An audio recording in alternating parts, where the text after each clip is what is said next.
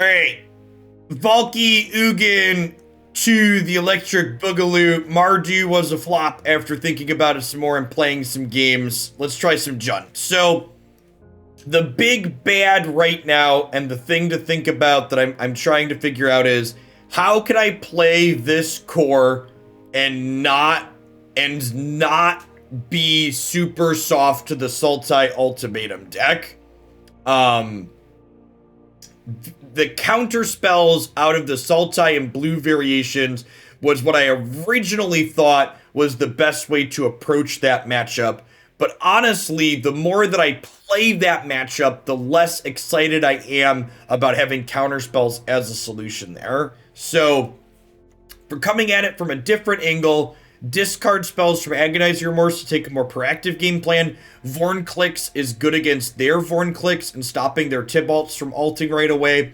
And then Roiling Vortex is a super cheeky way to pressure them out of the game and make their ultimatums really bad. So the second paragraph on this card has largely been flavor text so far, but against the ultimatum deck, it says, hey, you can't play ultimatum and cast 2 spells with it without taking 10 points of damage. So this 10-balling them when they play an ultimatum in conjunction with pressuring their life total a little bit every turn, I think this might give us a shot in that matchup, because I like this archetype against most things other than the ultimatum deck. So someone asked, is Ugin just the best thing to be doing in Incinerator? Not even close. In fact, if I pull up the results of the most recent, let's look at deck lists. Are any of the most popular deck lists in standard Ugin decks right now?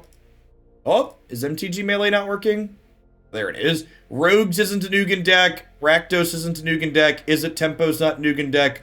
Gruul and Naya aren't Ugin decks. Temur Ramp is usually an Ugin deck, I believe. Yeah, there's like one of the more popular decks is an Ugin deck.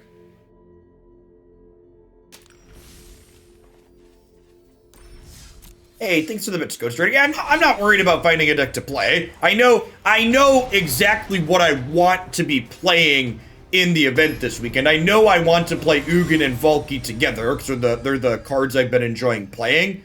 Today is just figuring out which details work and which details don't. And like the Mardu deck we just played that was bad, like that's not a waste of time. Like, not everything you try when you're working on deck ideas is going to be good. And sometimes when you're sitting down theory crafting things, like, you know, like I said, on paper, Drannith Magistrate and Redain both seemed really good, but then in practice, the way it plays out with Elspeth, or with Elspeth's Nightmare, it ends up actually being very bad. So, like, learning those things through actually playing is good.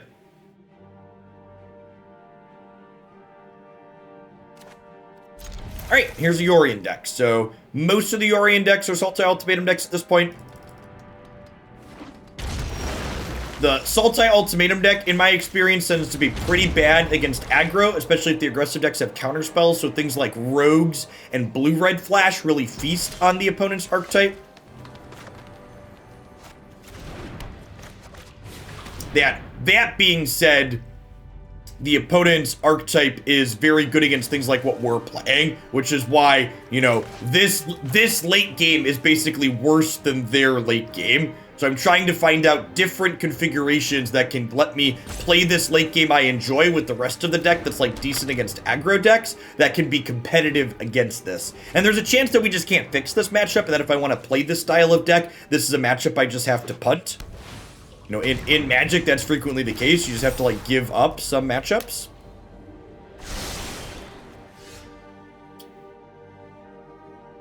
I think I'm just scrying again here as opposed to drawing, so I'd like to Agonizing Remorse this turn.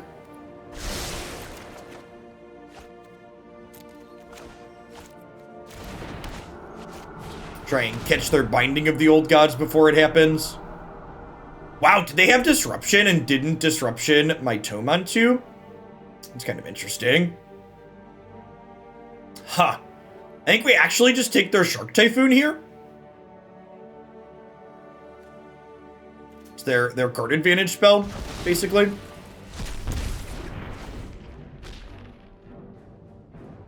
Is Necromentia legal?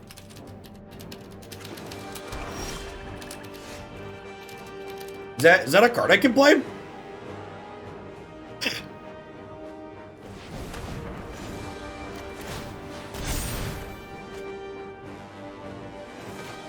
I'm gonna be honest with you, I didn't realize that card was legal. Huh.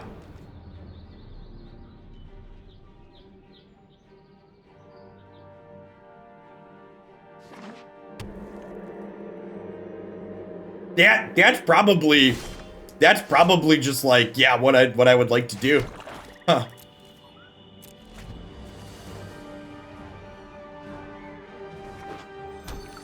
I like that idea. I like it a lot.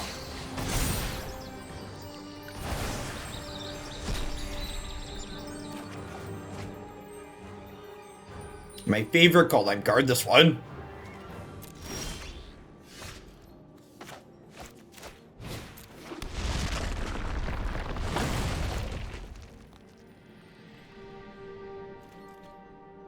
They have Jawari Disruption here we're playing around.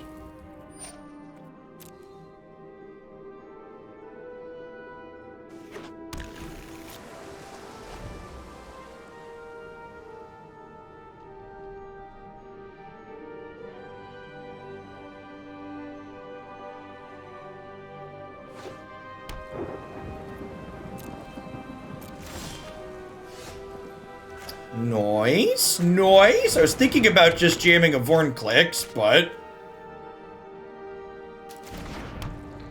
take one of these. Let's just hit this now. We can draw an Agonizing Remorse. Yeah, let's do it. Duress with Suspend 1, go.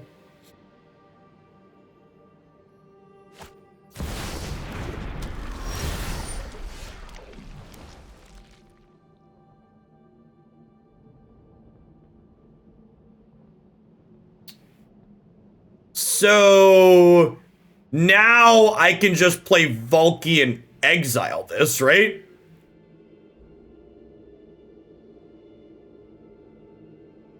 They'll get to kill Valki, but I'll still get to play Coma? That's the play, right? I take their extinction event with this.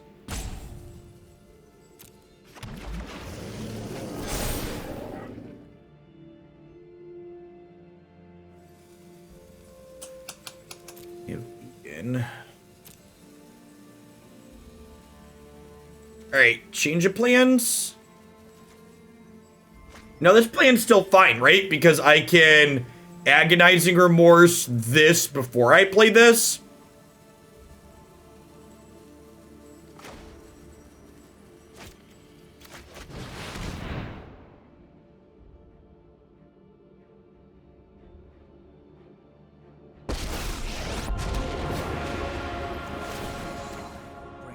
I really wanted Coma to be good. It's not good. There's too many Valkis and Elspeth Conquers Deaths and Soul Shatters. Getting indestructible and can't be countered is just not good enough. This card's like fine against rogues and fine against blue-red flash, but generically in the format, it's not great.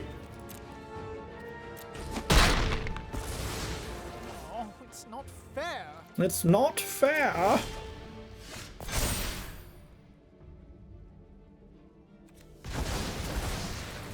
I did all I deemed appropriate.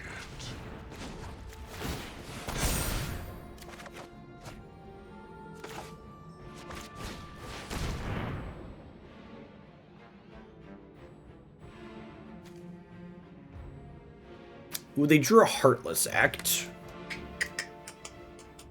It's kind of annoying. I guess we just take the Blood Chief's Thirst now, because that's their way to answer a Planeswalker. So we'll cast this at some point.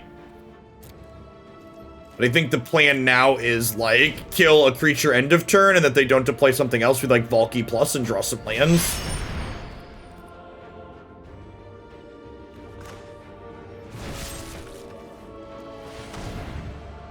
Or maybe, I guess now I could Valki downtick on the Yorion, and then the Yorion can reset my Mazemind Tome.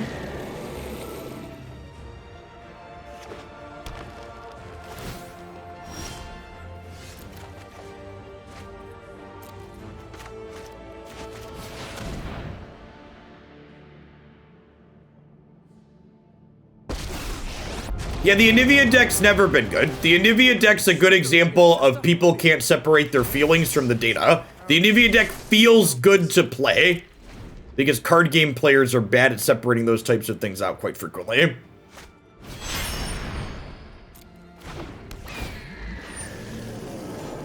Yeah, this is... I think we outgrind these decks if they never find ultimatums. I'm kind of inclined to,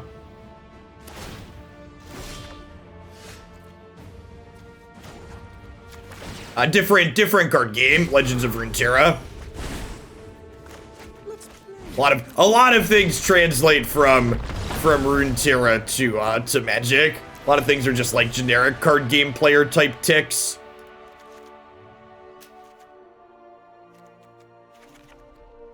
And I think it's just like 4 Heartless Act out, 4 Roiling Vortex in here. Click submit.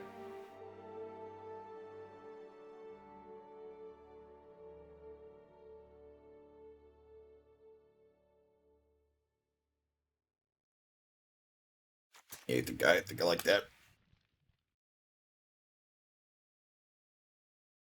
And that could very easily just be 4 Necromentia. I think that's actually probably the solution.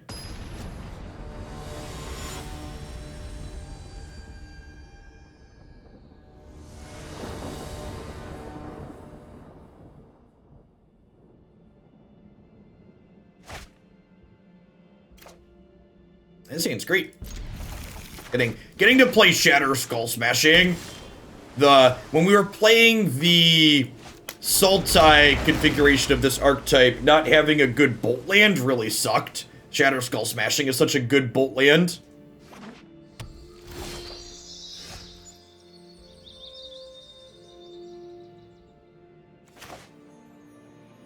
I want to play Mazemind Tome into a Disruption.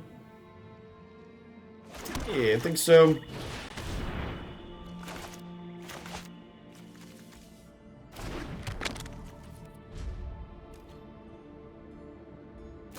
Yeah, I think, like, if you want, like, an extra card in Growl, anything red with a slightly aggressive slant, I do think Roiling Vortex is good in general in this matchup.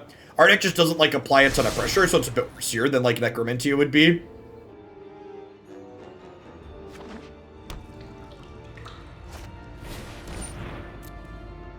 Yeah, Duress is a reason to GM Mazemind Tome right away for sure.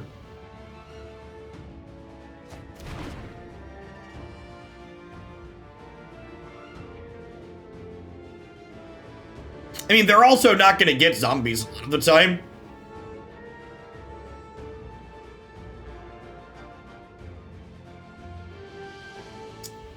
You basically just draw all your stuff less consistently, press a pick. Also, like, this build is Jund, so, like, putting Yorion in this deck means I have to, like, retool it. I played Sultai variations, though, so, like, kinda, I don't know, like, the 4/5's just, like, not super relevant in a lot of instances.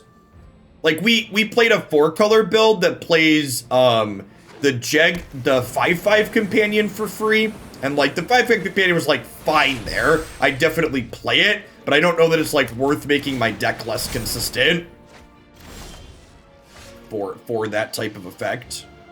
All right, I mean, here's our thing, right?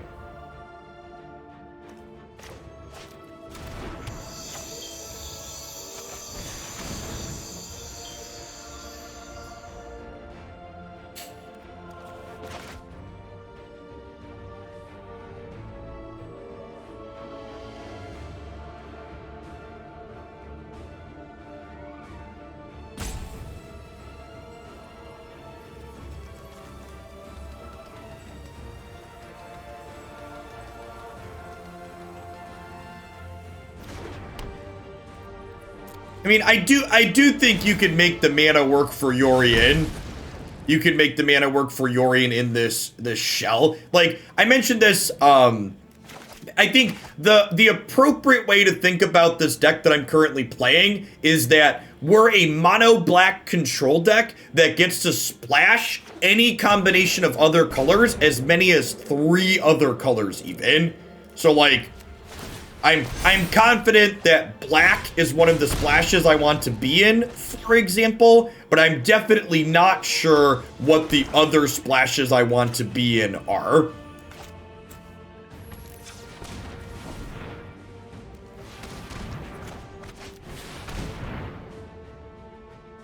Hey, Astapapa, thanks for the follow. Welcome to the channel this morning.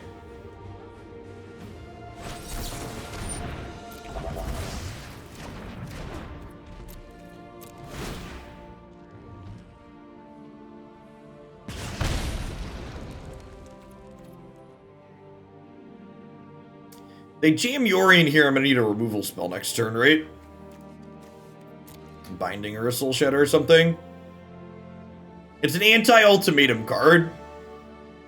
Which most of the ultimatum decks are Yorion decks.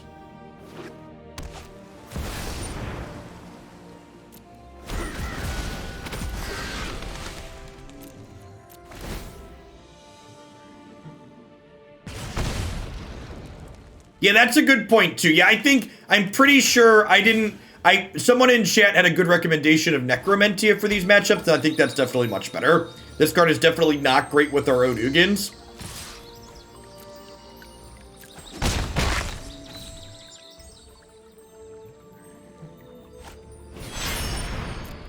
Because people like taking extra turns, Precipic. They print them because people like them. Jokes on you, opponent extra turns means extra Roiling Vortex triggers. That's technically true. Got him.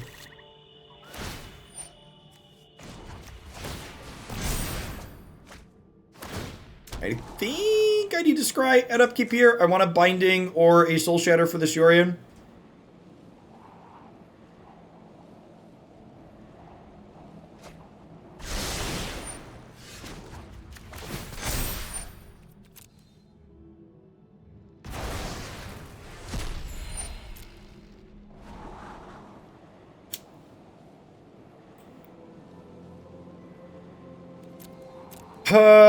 I guess.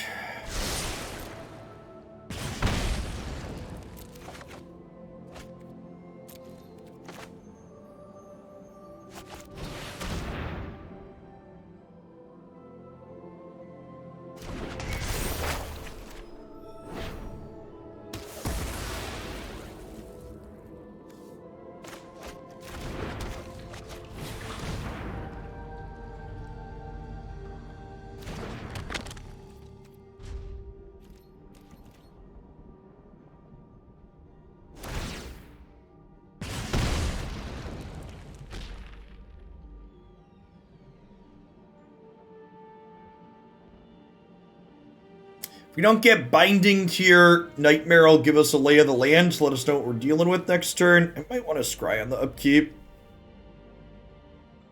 We're currently at 7 mana. Can't quite Ugin yet. I probably don't need to scry, because I can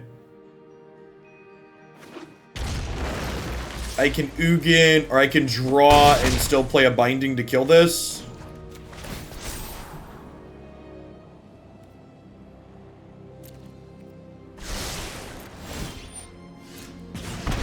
Yeah, I think there's a chance I'm off Runeterra until their next patch Precipic, if I'm being honest. They have a Valki too. Okay, so... Huh.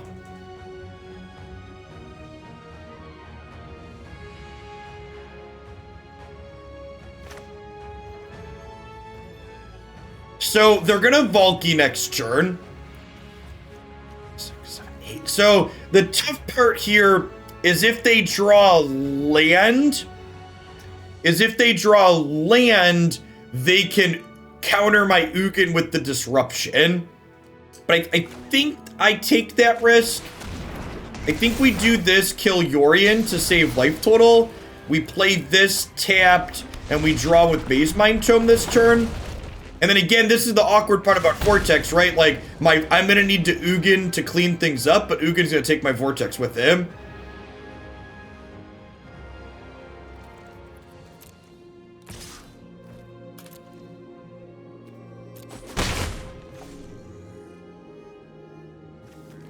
And they unfortunately have a lot of shots at an untapped land here. Well, they have Ugin of their own. Well, that complicates things. Unutilized knowledge. I don't think we can beat that. Rotten fruit.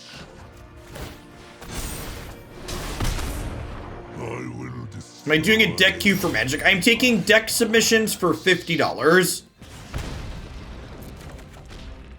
Which basically means there aren't enough decks to like have a queue. But yeah, I'm taking decks for bigger donations. Yeah, and like my Roiling Vortex killed me here, right? Like if I could Binding this, but I can't take a hit from this. This has done a bunch of damage to me now.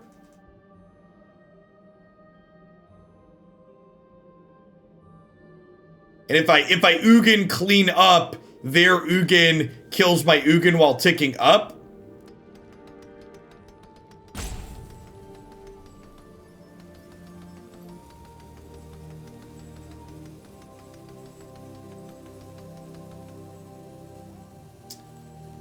I guess we could Ugin 0. That's probably the play, right?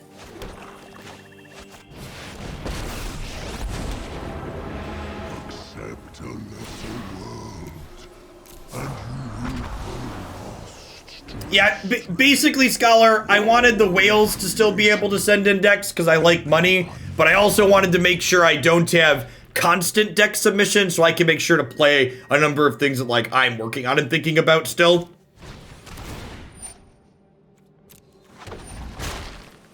Duress is a really good draw opponent.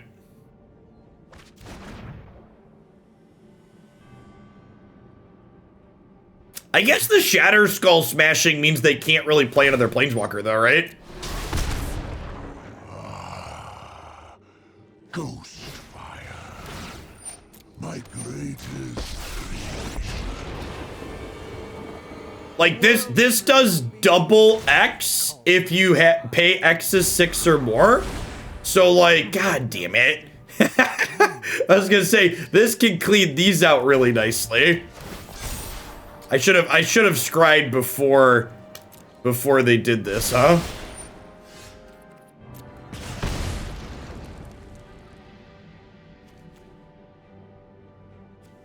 Four, 5, 6, 7, 8, 9, 10. This is doing 18 right now, right?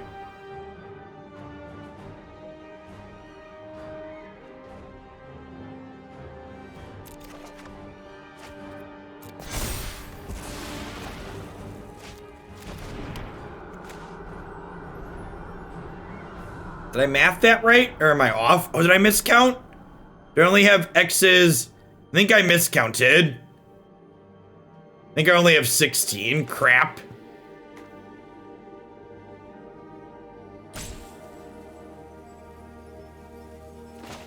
They only have 16.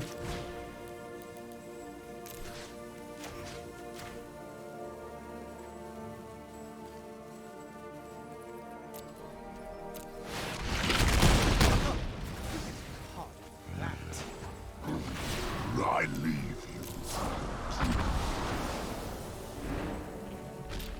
you. You are too dangerous. Okay, so again, I don't care about my ladder rank. The goal of today is figuring out decisions I want to make. That game and the knowledge that Necromentia exists has convinced me that Roiling Vortex is bad, and that I would much rather just Necromentia.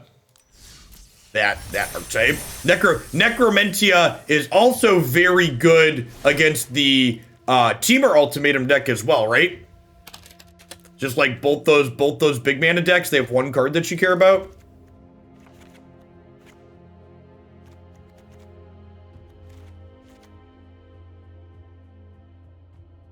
I definitely like Valki. Honestly, I think it's fine being in enough red for Shatterskull. This card being a land spell is like really good.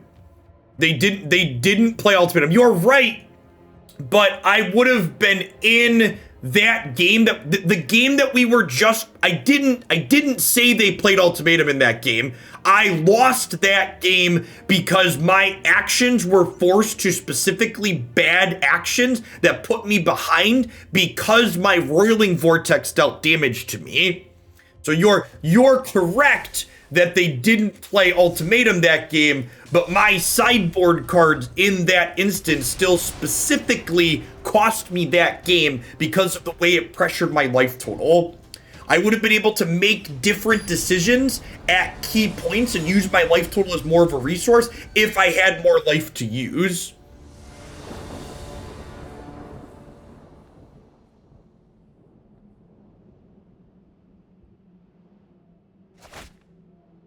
And like that instance there where like they didn't play the ultimatum and if I would have been able to make better decisions with my higher life total, we would have beaten them very easily without them having ultimatum, which is more points in favor of Necromentia, because if we can go toe to toe and consistently beat them when they don't play their ultimatum, like that's great for us, right?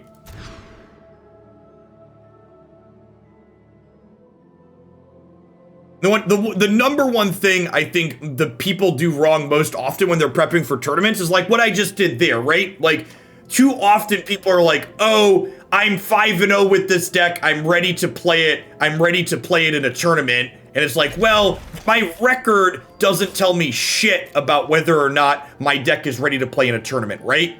Like I think we've lost every match we've played so far today, but I've also conceded 2 of them after game 1 or 2 because like in those games I learned the thing I was looking to learn and was able to then iterate and implement based on the information that I've gained.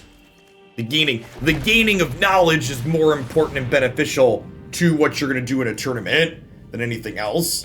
Nice hand. All right, opponent's gonna hop on their tricycle here.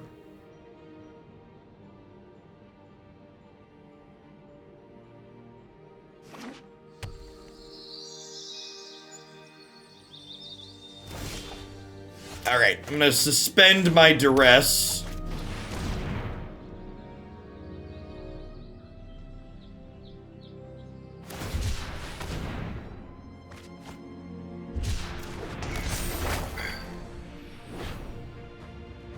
Yeah, that's exactly true, Jared. It is exactly executing the scientific method is a great way to put it.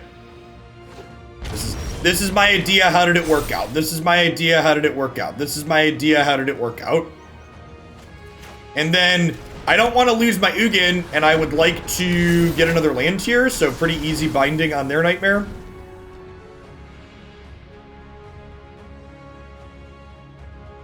My deck needs single black, double green, single red. So we're gonna get a black green Triome here.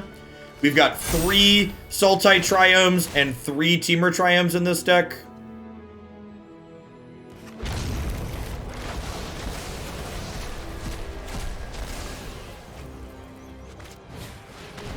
Oh, I do need double red with smashing, you're right. Ha, so that, because I drew this should have been a Temur Triome then, right? Although I suppose smashing at this point is probably being a land, but yeah, good call, Limpton. Forgot about that one. That one's a land in my auto-filter brain, but you are very correct that it should not file into that category. And again, like, this is a type of game where, again, we're incredibly ahead at the moment, but we're incredibly ahead, but my opponent could draw ultimatum and just kill us, right? How often does Elspeth's Nightmare hit creatures with Duress be better? In this matchup, Duress would be better. In every creature-based matchup, it's much worse. So again, Elspeth's Nightmare's power is in its flexibility. It's not a card that has a high raw power level. Vorinclex plus opponent tomes and Anmo. Thank you for explaining to me how my cards work. I appreciate you. I don't actually, and it's very annoying.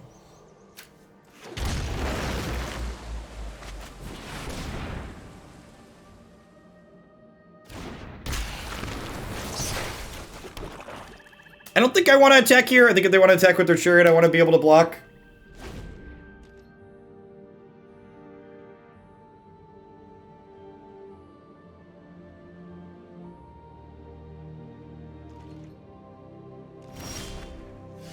GG!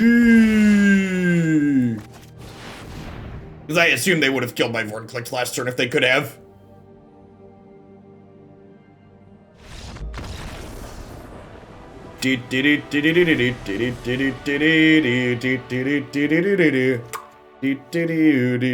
For people that aren't familiar with that interaction, Vorinclex doubles up the loyalty on your planeswalkers. So Ugin comes in with 14 there, and we get to draw 7 the turn it comes into play. And I think this is just the plan. We cut 4 Heartless Act for 4 Necromentia, and we ship it. I don't think this is a Wilt matchup, or more specifically, I think Wilt is worse than both of these cards. And the rest of these are good. Valki. Valki's a red card, Burning Piggy. But Shatterskull Smashing is arguably one of the best, if not the best bolt land. So like, and again, the red splash is super free. The pathways are basically green and black basics that can be red on occasion when you need them to be. And like, my control deck with a lot of mana in it wants to play lands that cycle anyways, and I need Forest for Binding of the Old Gods to fetch up. So like, it's like super reasonable. The fact that the Sultai build can't play lands that can't play spell lands, there aren't any good spell lands in Sultai, feels really bad.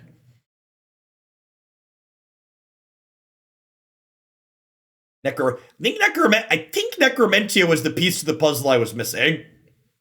I think that's this card can punk out these ultimatum decks in the post-board games, and I can play this against other things. Yeah, I would kill for a Jund Triome.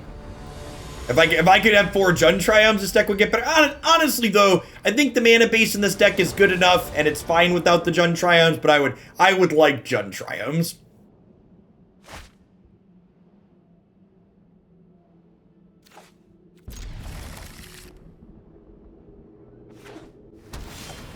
Well, to be fair, we're probably going to finish Dad of Boy today. It's not a super long game, so it'll be 20 hours or so. We'll be through the story.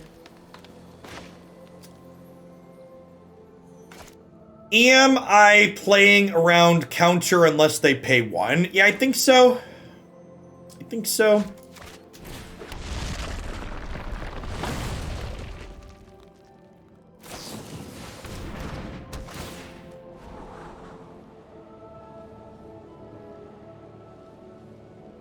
Yeah, and I mean, like, that's the biggest thing you need to learn about sideboarding in Magic, is people often think about sideboarding as I need to put all my cards that are good in this matchup in my deck, and that's just not the case, right? Like, sideboarding is finding your 60 best cards, not just all the good cards. One of the reasons why I like sideboarding so much as a mechanic is sideboarding is essentially a deck building exercise mid-match. So people who are better at building decks tend to be better at sideboarding.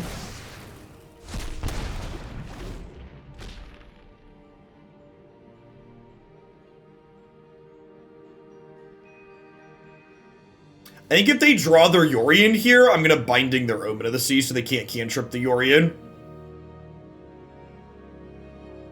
I mean, to be fair, hitting lots of land drops is good in this matchup. They want to be drawing lots of lands on average.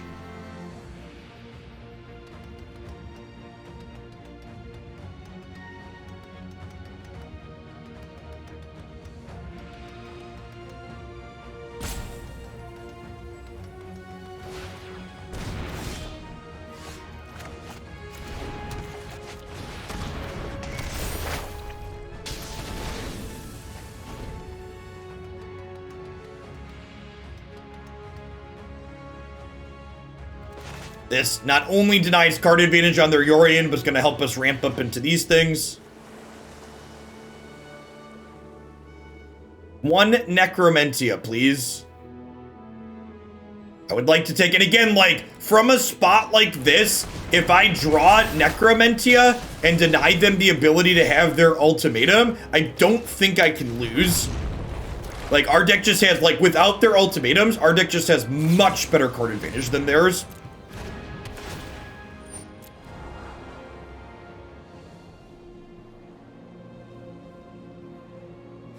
This Yorian's gonna be a little scary though. Gets to draw a card and get them another land. We get to answer it, but they're gonna be digging to their ultimatum here.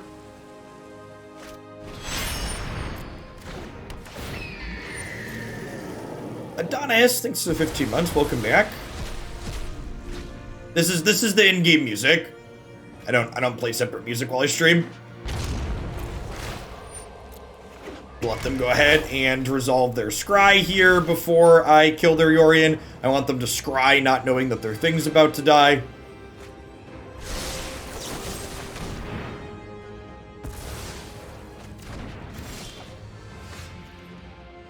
About $100 per deck is a good rule of thumb, Philly. It's basically the TLDR.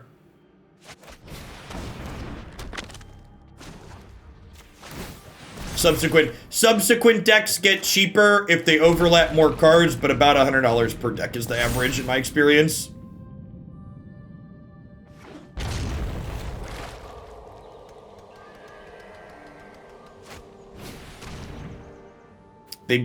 Since they banned Uro yesterday, I loaded up 300 bucks into the clients. That way I could buy a bunch of Amonkhet packs since we're going to start playing Historic again.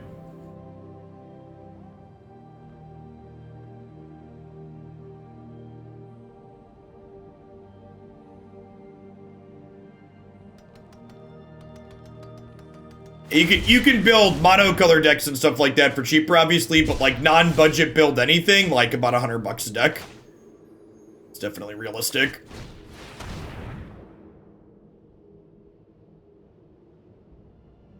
What decks are we gonna play in Historic? I don't know yet. Haven't decided. Well, definitely taking that one.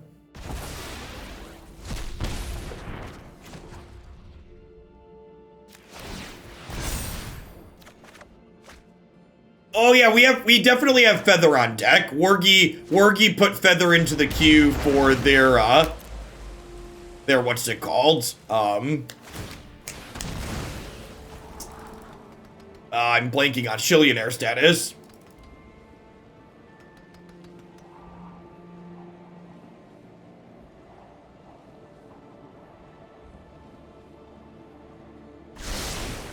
Ooh, drawing first in case we hit Necromentia. That's a good thought. Yeah, I think you're right that I should have done that.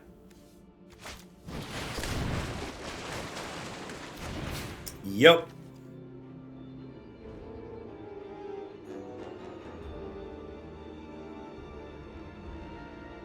I don't intend to try Elves in Historic until they print Elvish Mystic into the format. Or whatever the other one is. Without two 1-mana ramp elves is really not that good. Alright, so are we Valkying? I feel like we're Valkying. 8 mana, right?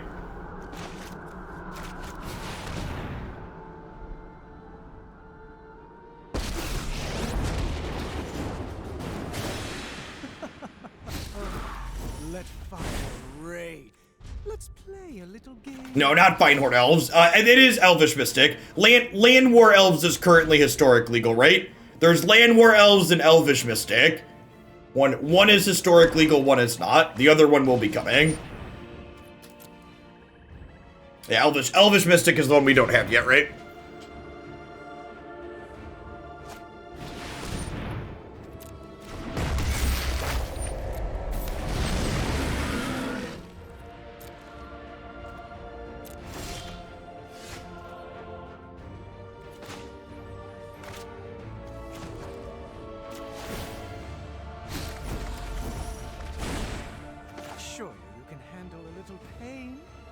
Emergent Ultimatum is the name of the card we want to take, right? It's the Sultai one.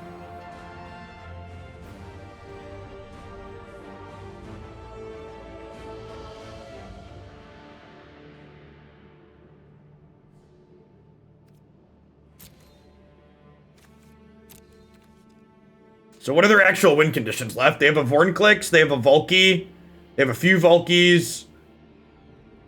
Yeah, I don't know how, like, my opponent played like a draw 5 this game, and I don't think it's going to matter. I think without this card, they just can't beat how we grind.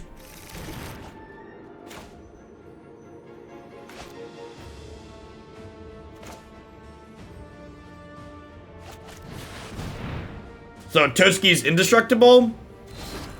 I guess I have to deal with Kiora Best the Sea God at some point.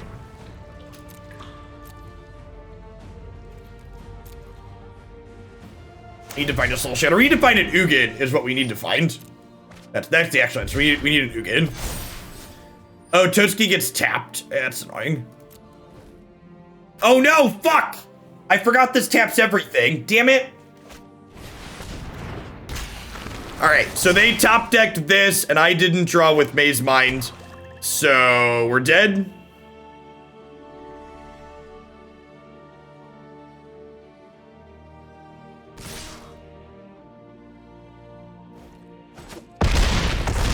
Well, that swung real quick. Catch me if you can. Mistakes were made.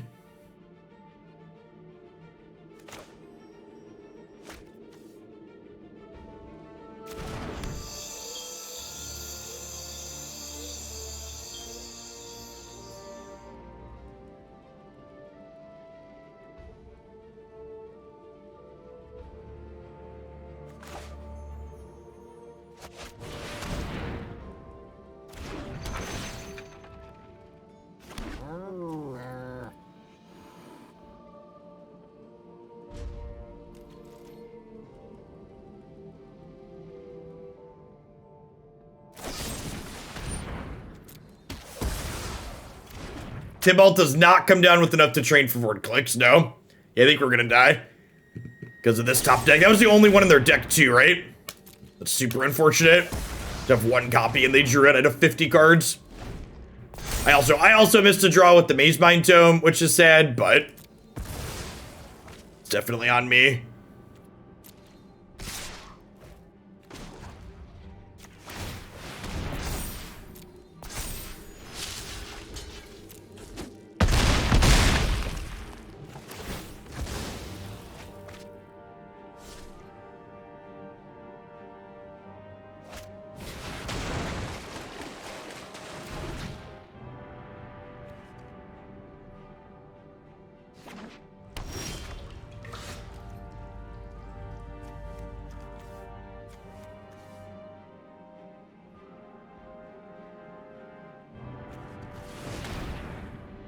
Shatterskull Smashing could be okay. I'm like, this would be gaining me 4 life here. I'd have drawn this a turn sooner if I'd have used my other card correctly. Yeah, we're dead here at this point. So I messed that up with the Mazemind Tome drop. There's no guarantee. Oh, I wouldn't have gained life because of their Vorinclex. There's no guarantee I would have won that game because they peeled the Vorinclex.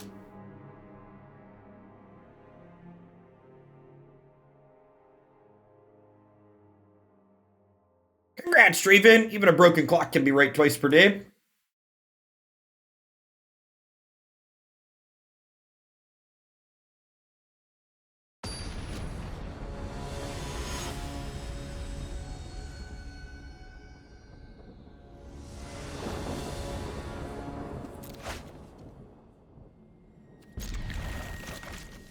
Shatterskull's so good.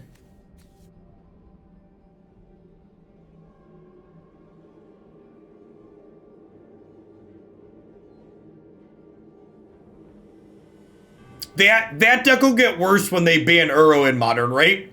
Because I imagine Uro is probably good against the Lava Spike decks. So once they are against the, not Lava Spike, the, what's the one that they sacrifice a mountain to flashback to deal 1? Flame Jab? I forget what it's called. Lava Dart, yeah, that's the one. Lava Dart is what made Elves unplayable. Was the final tipping point for that deck in that format. Was the final one that broke the mediocre deck's back.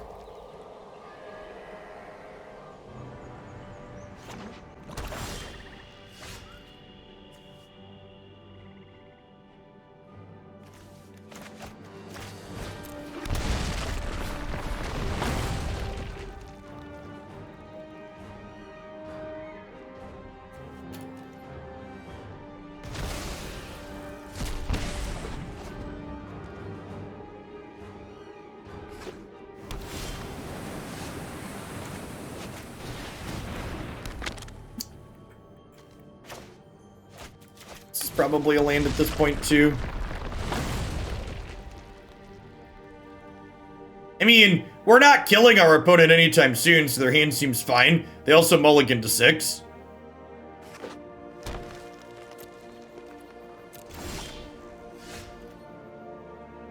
The opponent's keep is fine.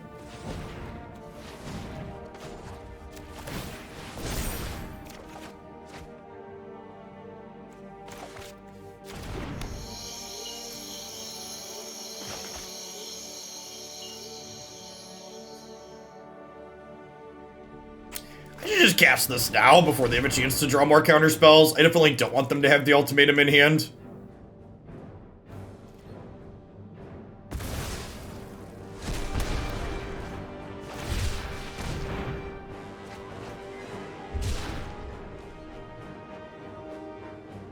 I don't think there's any blue cards you really want, Charizard. I've been the more I've played with counterspells in this format, the less I've been excited by them. It's basically the TLDR. And then I think with my Valkis in hand, I actually want to just binding their binding here. Go dog.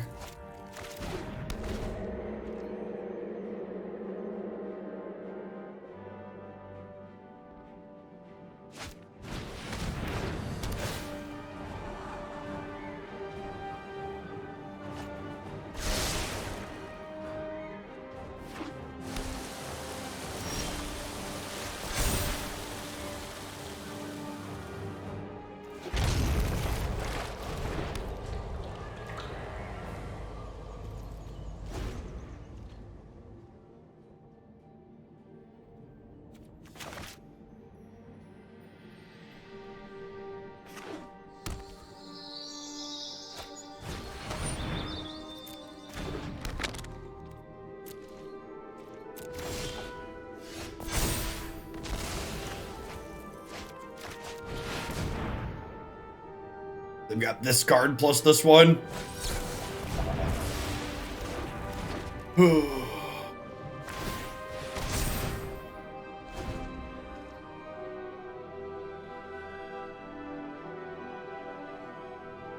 This being a planeswalker that doesn't get to rest is really good too, though.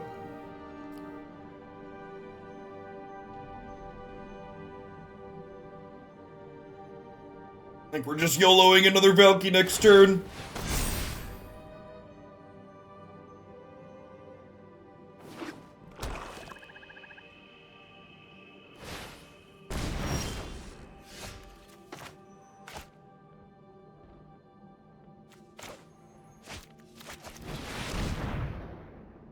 Another counterspell. Fuck me.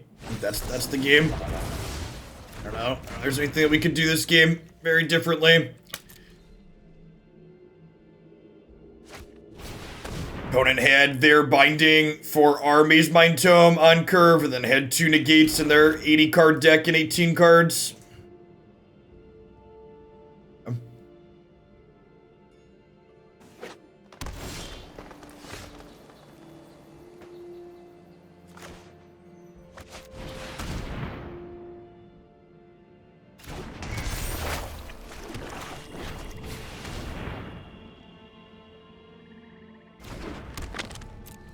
They're gonna get to draw a card with this, then they're gonna get to Yori in it next turn and reset to draw 4 more.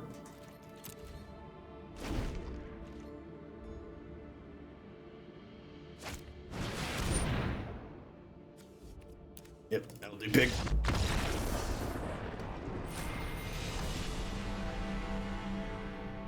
That was game 3.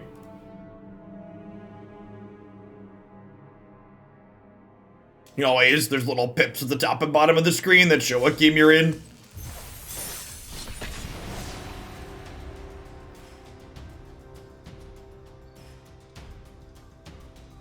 Learned a lot, though. Did I learn anything in that game? I don't feel like that match was I learned anything in. The second game, they drew their one of Vorinclex in 50 cards to steal a game we were infinitely ahead in. And then in the third game, they drew 2 negates and 15 cards. So, I disagree with you that I learned things from that game. I mean, we've learned plenty from the matches we've played today. I think I'm pretty happy with where this deck list is at overall. But like that last game definitely was not one that I walked away from being like, I didn't really learn anything here. We just kind of got luck sacked. That happens, right? That's how Magic works.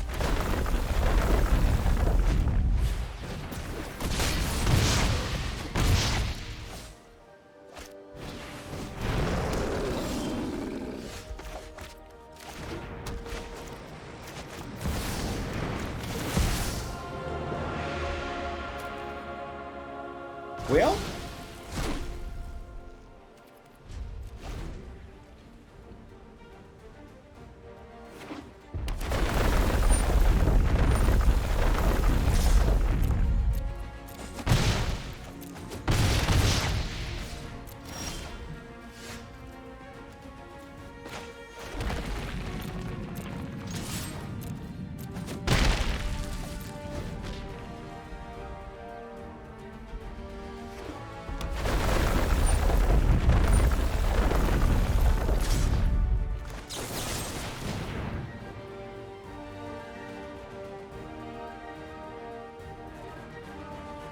the only mistake I made in that set was I missed drawing one card.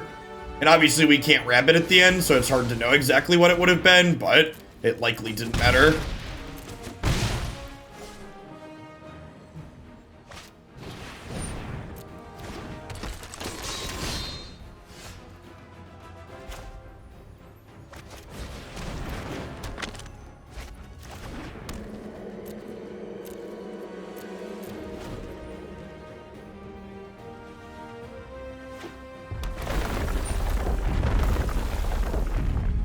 This makes 5/5 dragons, right? Why are they 5/5s?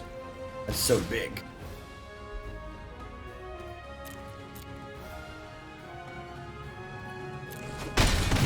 I like that MTGO feature at MTGO. I don't think it really matters.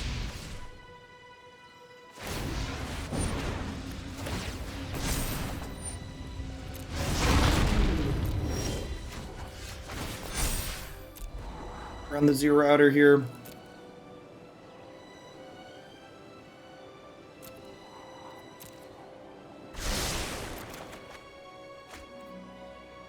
Bring up the what if machine only leads to field bans. That's not true. Like in that last game, for example, it lets me know if the mistake I made ultimately mattered.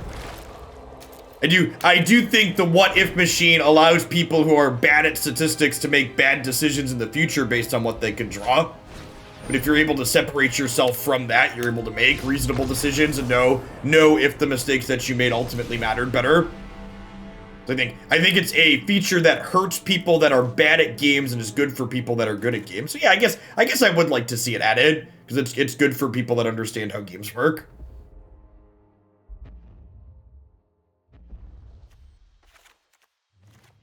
People that can separate their reality from their feelings. I think I want to board in some Chainwebs here. It's just like a fine little blocker that flat, like they're going a little bit bigger in their deck, so they go all the way up to dragons. So this seems okay. Wilt seems fine too. Maybe I don't want all these Valkis, actually. I want to keep some Elspeth Nightmares. They have the 2-drop that I need to kill too.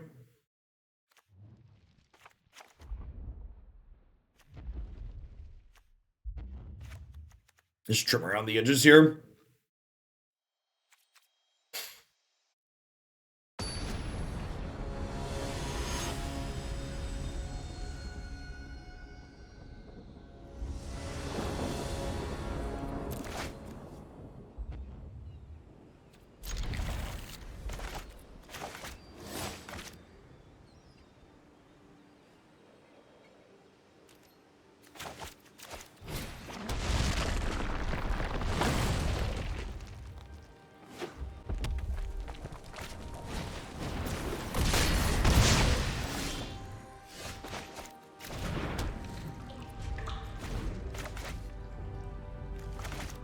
It was super awkward in our Ugin deck, Todd Turkey, and I think Necromentia is just better, even without it being awkward. Necromentia just says they can't cast Ultimatum.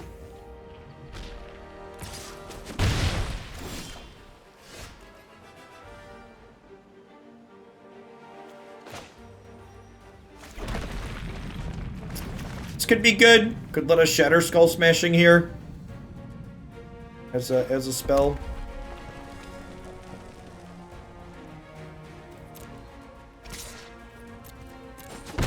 Probably just cycling this Wilt, honestly. See what they play.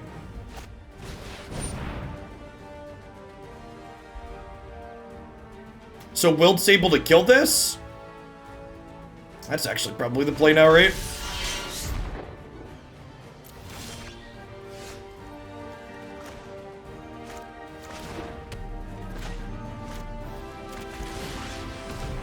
Oh, I should do this during their upkeep so they can't attack me with the token.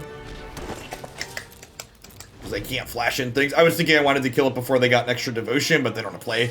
They don't play flash red cards, so I'm just taking extra point of damage here now.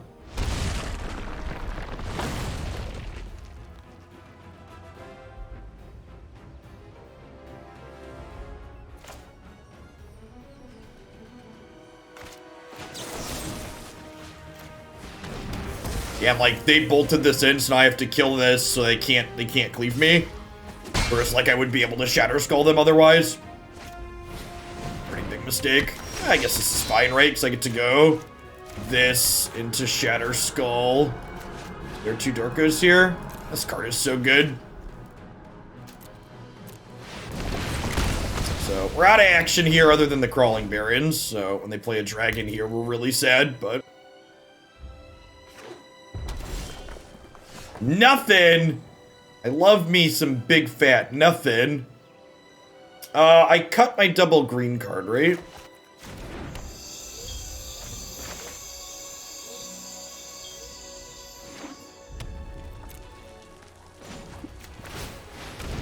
Or in decline, making this a thing.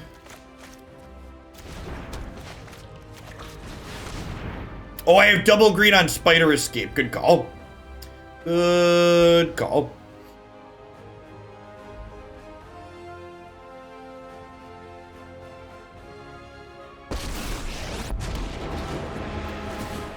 The world tree will be kindling for cold times. Share in my pain.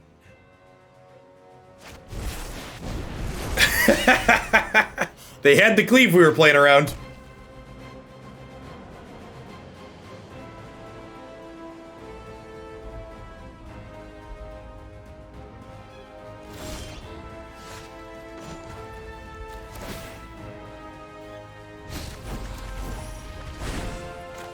Make no mistake. Alright, and then pretty firmly into garbage time here at this point.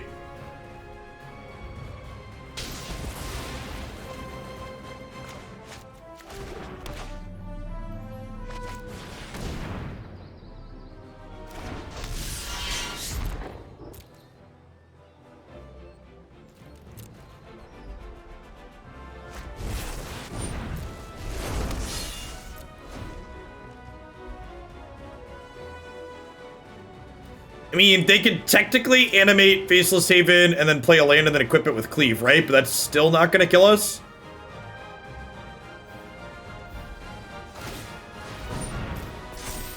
Oh, they don't even need to play a land. Yeah, that's true. This thing's smacking for 10?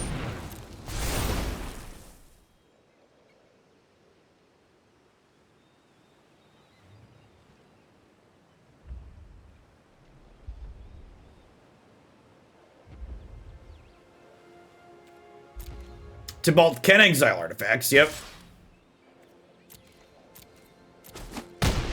So we're just gonna let the Cosmic Imposter die and we'll play the second one and exile the Embercleave here. Oh, but we were having such fun. We were having such fun.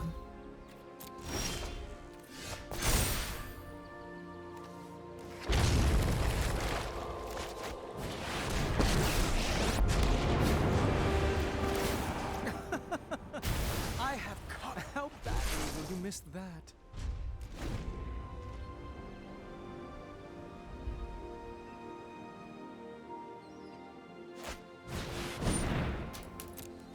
Look at me, opponent. I'm the Cleave deck now. Me, I'm the Cleave deck.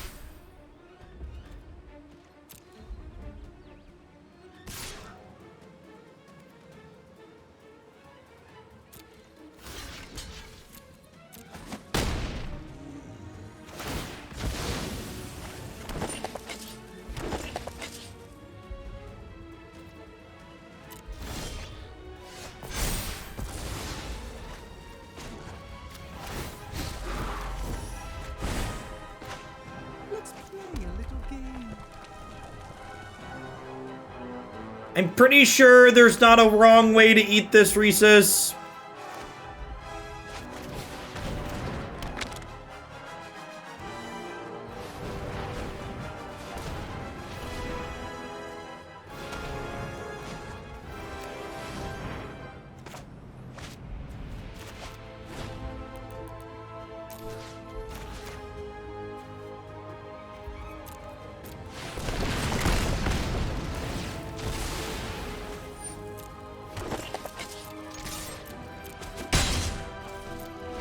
Especially with the tome being 4 life on layaway there. Hey, Andy, if you're still here, thanks for the follow. Welcome to the channel this morning.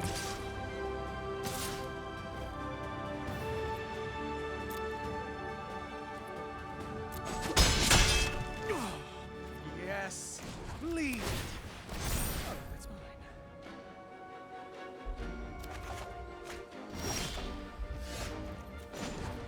mine. Morning, Bandit.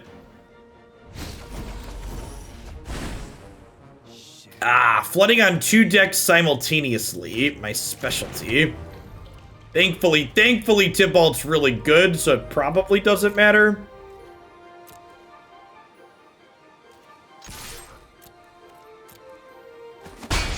Did I have lethal with this and the cleave? I don't think so. I should play their snowlands to unlock Frostbite, sure. That's technically correct.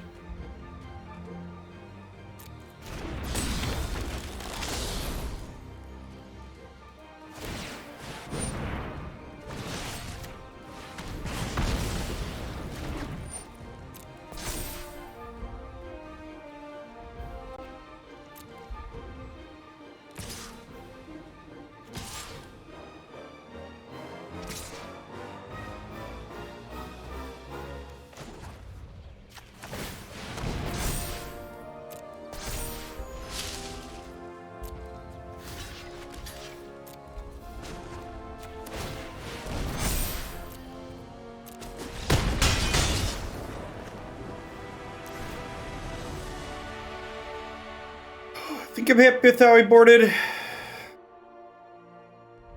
Run it back. Run it back now, y'all. Crawly B don't mess around. He gets real big real quick. Yeah, I mean, late game, Barrens is undeniably better in the games that go long. The upside to the Snowland is that it's good on defense early in these control decks. The fact that you can like pay 3 to block with it's a big deal instead of having to pay 4.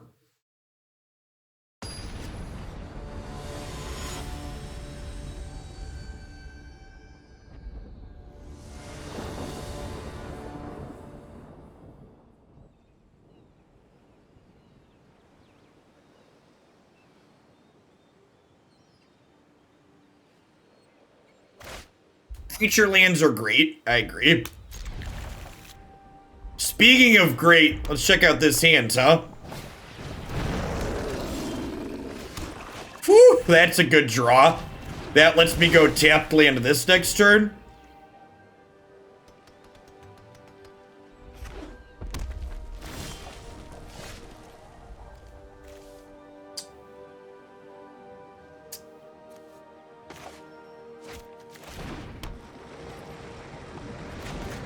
We play the untapped land to hold a Heartless Act here. They're gonna step on our face. We'll kill the Bone Crusher Giant and take 2 more.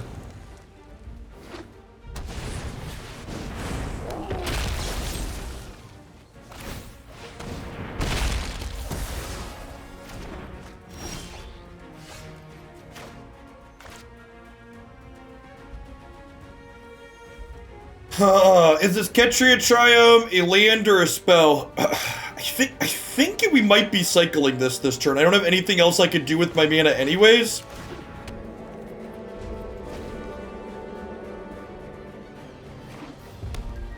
Like I can guaranteed cast the rest of these regardless.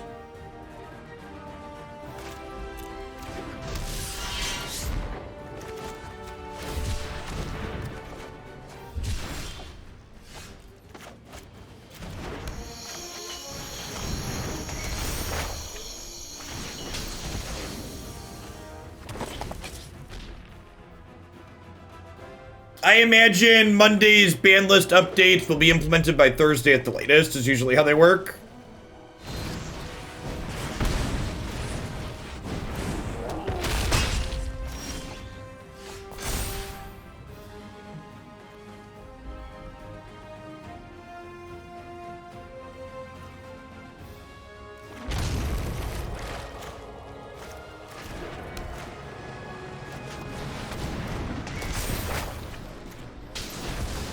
Probably isn't getting much better at this point. Let's just save our life total here.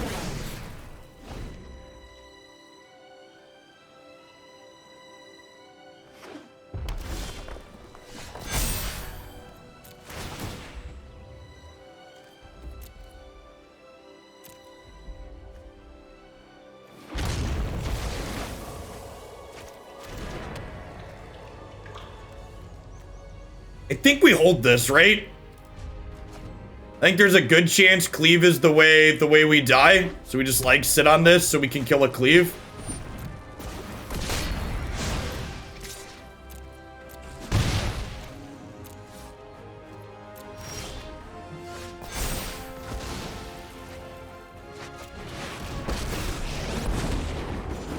Always consequences. I will destroy. Yeah, it kills Annex too. This game should be done at this point. Ugin plus Valki equals GG. Just Ugin equals GG in this case.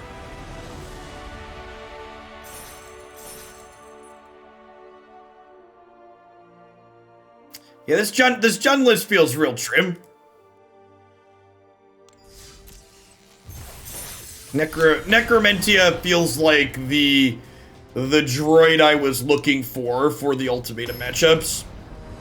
Not a guaranteed win, but something that gives us enough play there to not be embarrassed.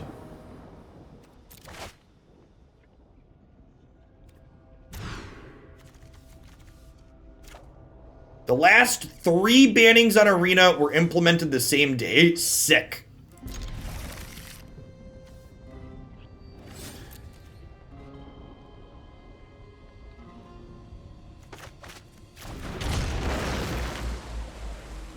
But I think at Castle Lockblade, I think there's only 5 swamps in my deck, and tapped lands suck.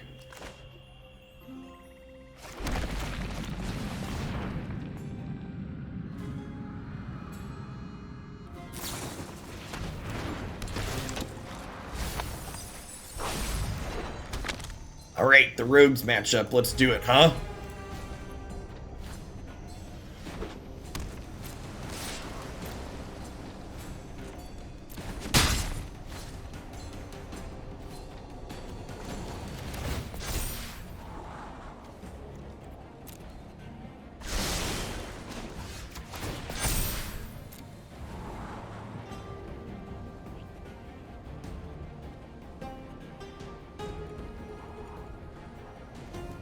I just need a black Sorcerer. Killed it. Crocs is cute. I've got 4 Chainweb Spiders in my sideboard right now for the Rogues matchup. I think Chainweb is ideal. I think Chainweb is ideal.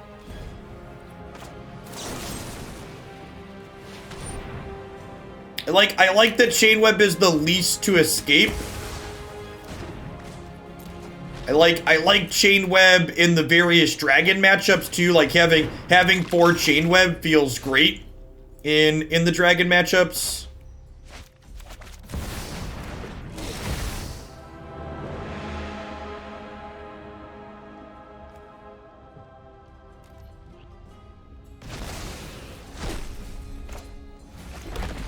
Yeah, Chainweb not dying to Heartless Act is also a big deal.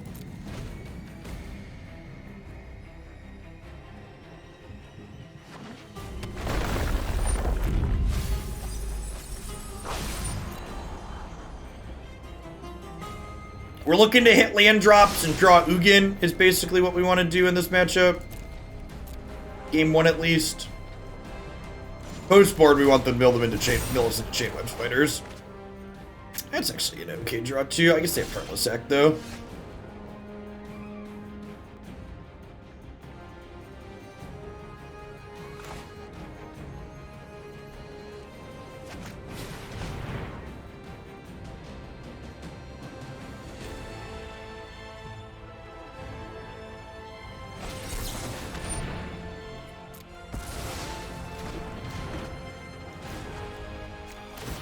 let's draw before we commit to what our lands are doing.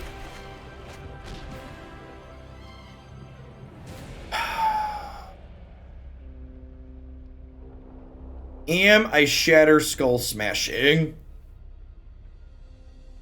Is Shatterskull Smashing a spell this game?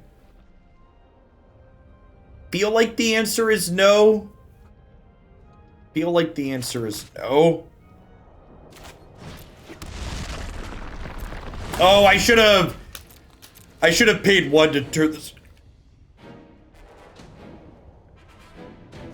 I should have bolted to make this a flyer.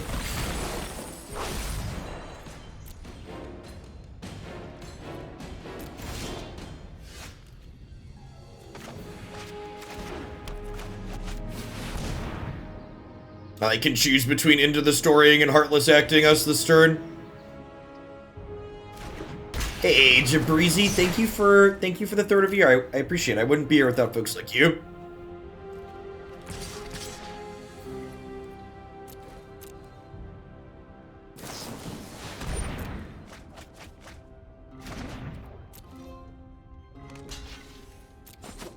So I've missed 2 points of damage now by not turning this into a flyer last turn.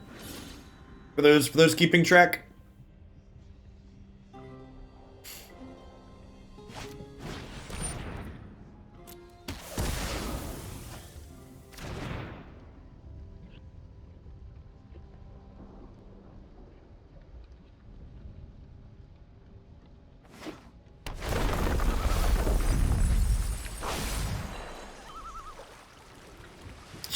Chainweb is a lot better than Croxo when Vorinclex is out.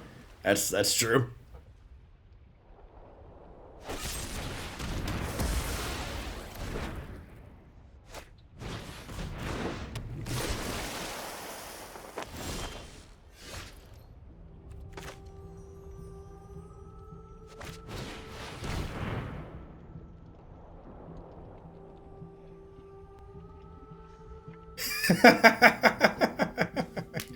All right, sure.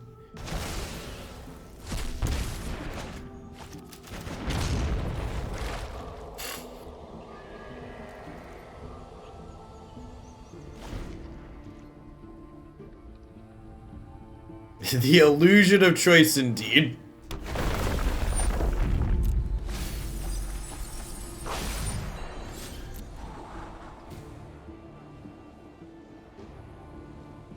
Loading up the Barrens and pressure an option. Yeah, that's exactly what we're going to do, mate, sure. There was no point in attacking with the Barrens this turn, though, because my opponent has an 0-3 in play. So attacking my 2-2 into their 0-3 doesn't accomplish anything. So I can put this into play tapped and then still put 2 counters on the Barrens.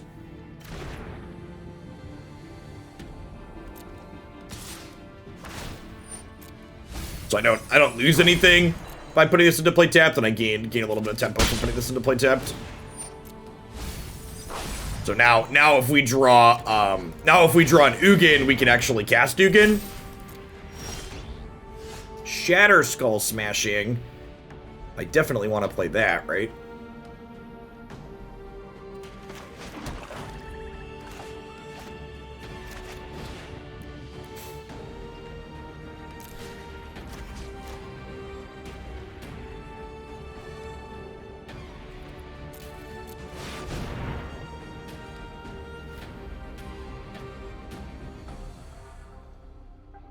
Take me out back and drown me in the lock.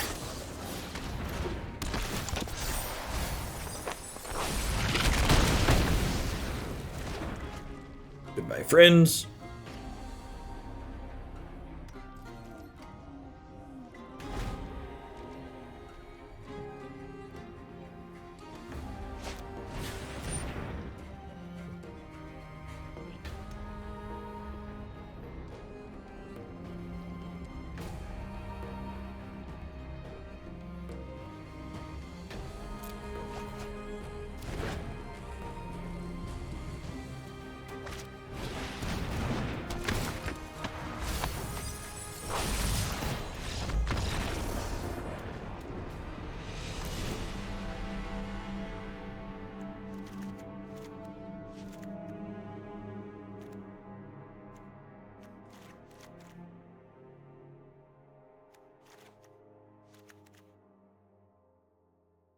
Is this a Valki out matchup? Is that crazy? I feel like that's not crazy, huh? I'm bringing in these as extra win conditions. This is like super slow and clunky. Ugin's definitely the better top end payoff than this.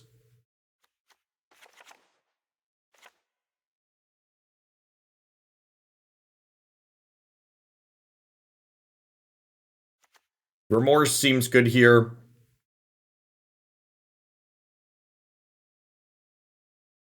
Probably trim Soul Shatter. What do we think of this? I think I like it. Give into it. Maybe 7 discard spells is too many. I'd rather have like an extra shatter over. I don't think Deadweight's good enough. What does Deadweight kill? Deadweight kills their 1-drops and it kills Loris. Yeah, maybe Deadweight's better. It notably misses Crab, but I got plenty of ways to kill Crab, and the resource efficiency on this could be pretty valuable. Like dragging the curve down a touch.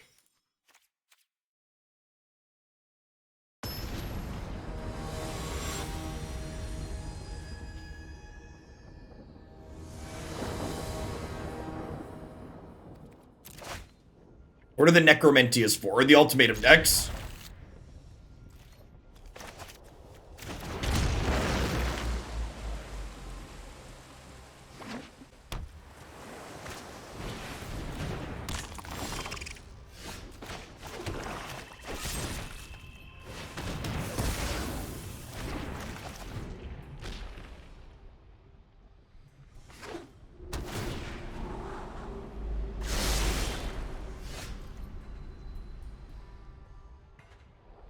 Yeah, the problem with the ultimatum decks, Doof Monster, isn't that we can't keep up with their bombs. It's that we can't beat the sudden burst in mana from them doing multiple bombs in the same turn.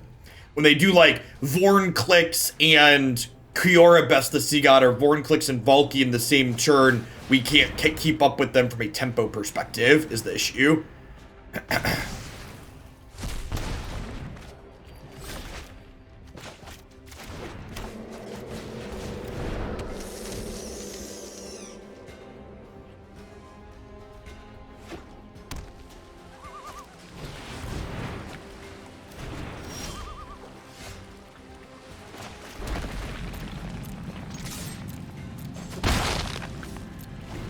Yeah, there's also I also don't really expect balance changes in Runeterra's patch next week as Untoth.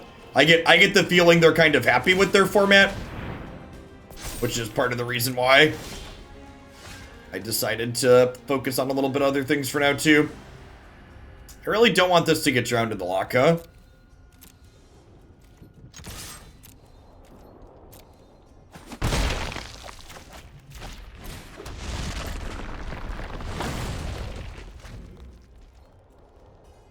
Yeah, Mythgard's gameplay is really good. My lack of streaming Mythgard when their sponsored segments dry up is largely related to the fact that they're a small indie game and it's just like hard to get viewership for stuff like that. Like, I take a viewership hit when I go to Runeterra, like it's even lower on stuff like Mythgard, unfortunately. It's just how this industry works.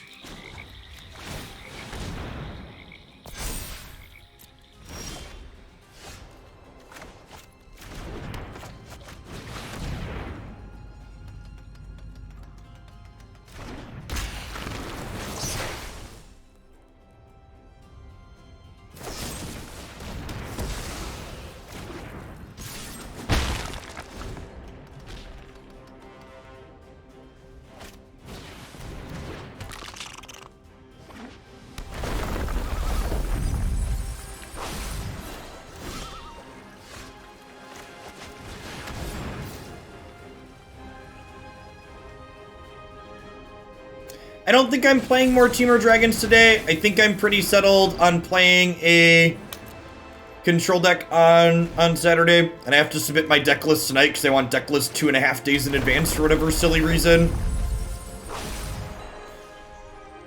Day and a half in advance, whatever the math is.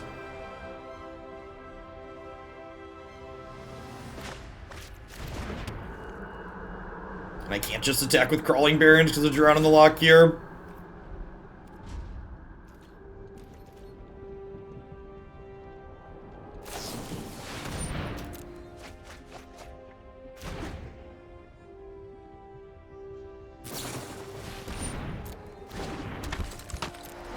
Danalosi, thanks for the follow. Welcome to the channel today. Yeah, I think we're dead. Feels like garbage time.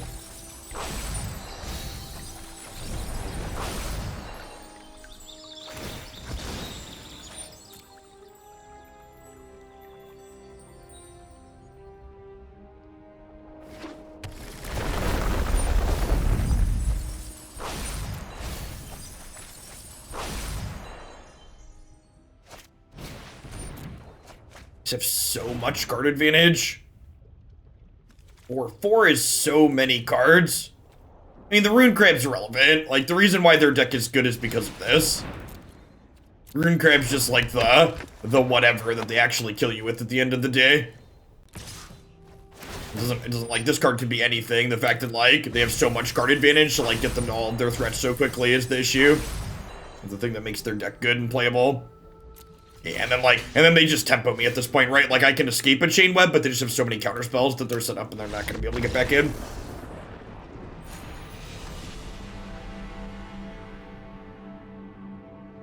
Nah, that's not the reason like it is. I confirmed that they're not making graphics. I don't have time for the drones to not work out, Biggie. I can escape one spider per turn, and every turn they're milling me a minimum of 4 cards with 1 attack. So I can escape 4 cards, and then they can put 4 more cards in, and they can counter my spell on the in-between, and that's assuming they don't draw a land, which they're incredibly likely to have drawn because they have draw 4s and draw 2s. So, like, realistically, they're milling me 10 per turn.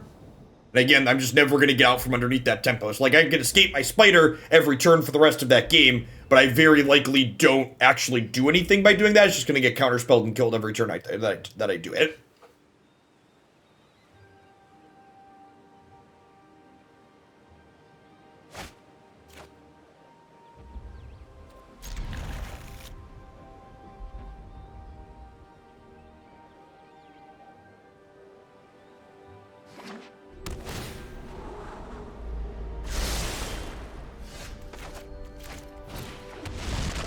So like I said, garbage time.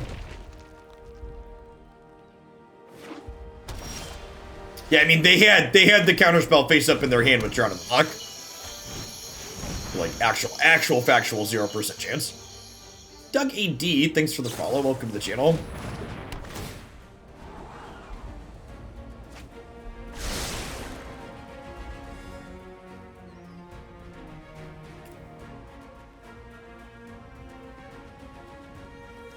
That one? That one, I think.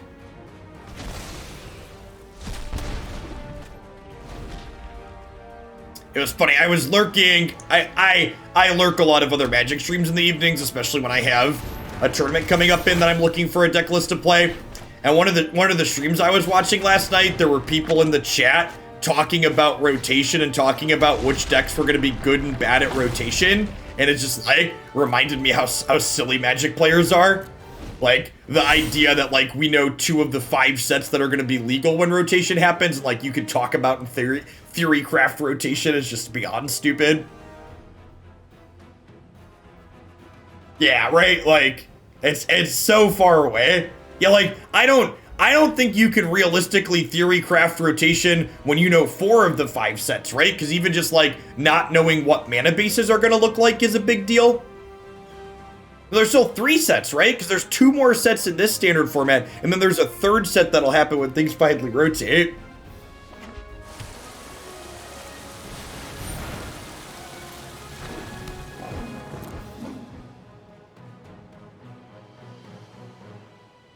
Huh?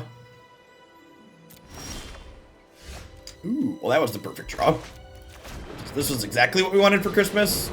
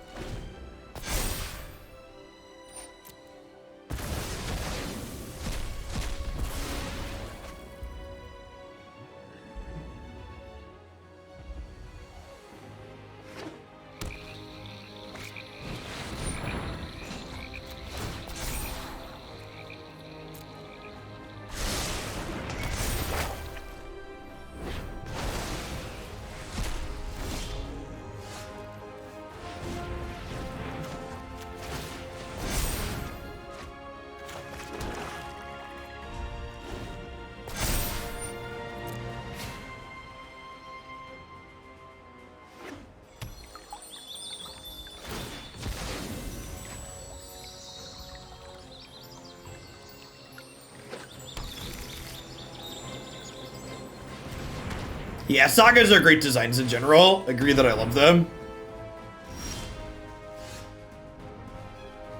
Do I scry looking for Vorinclex? Mana. I'm giving up a card draw to do that. I think that's worth it, though.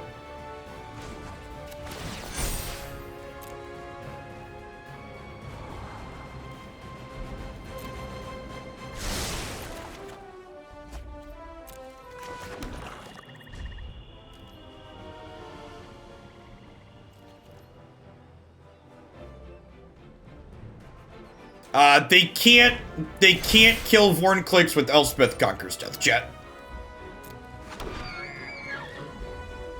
You're right though that it would prevent that from dying. But yeah, they can't kill Vorinclex with Elspeth Conquers Death. Sagas don't work while this is out on the opponent's side.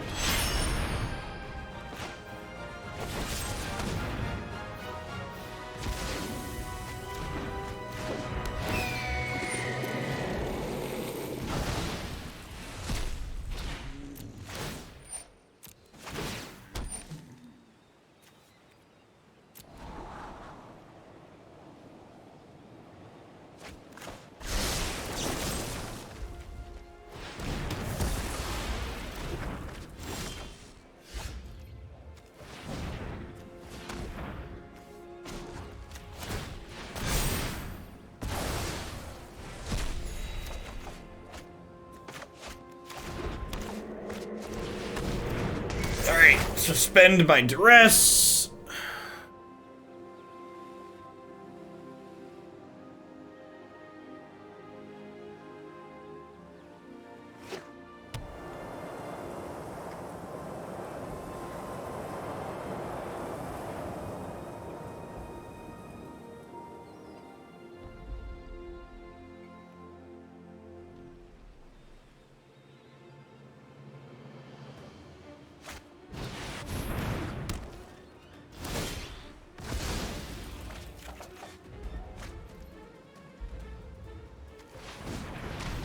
Well, shoot.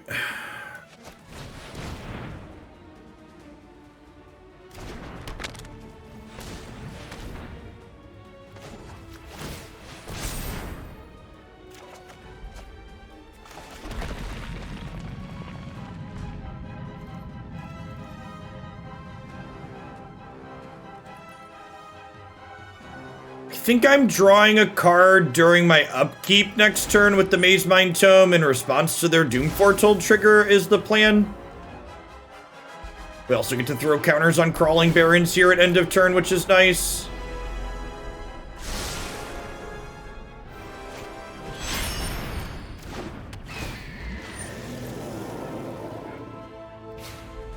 I guess if I don't do that,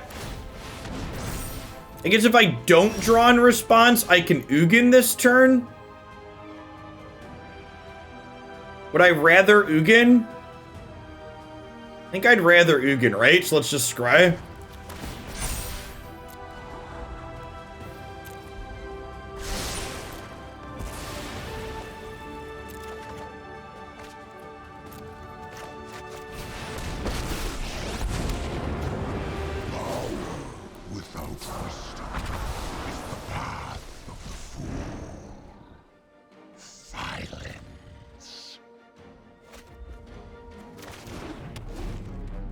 I'll put this on green in case we want to be able to, do this and Vorinclex in the same turn. Proceed in my stead, Planeswalker.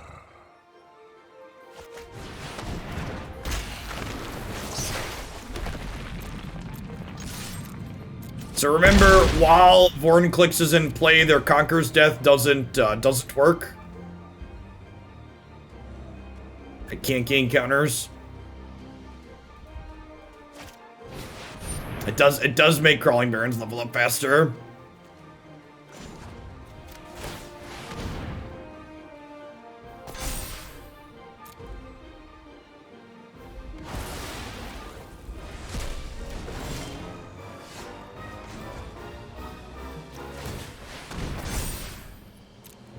You forgot it had haste.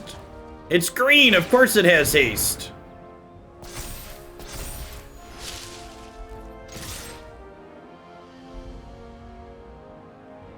You have Heartless Act? You do. Okay. It's a little punishing. Maybe I should have put 4 counters on the new one the previous turn.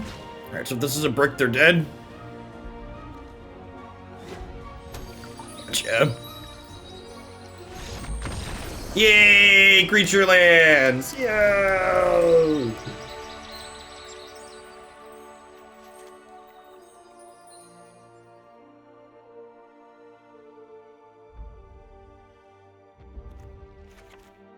I'm taking a bit of a break from doing Runeterra stuff, Coach. I'm not really a fan of their current format.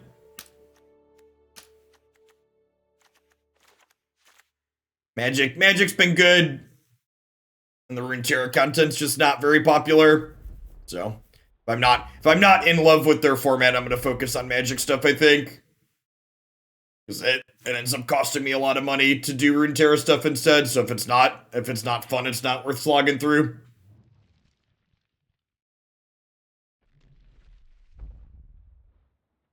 Yeah, creature lands are great, James. I agree. Crawling Barrens, Faceless Haven, give me at least one or the other.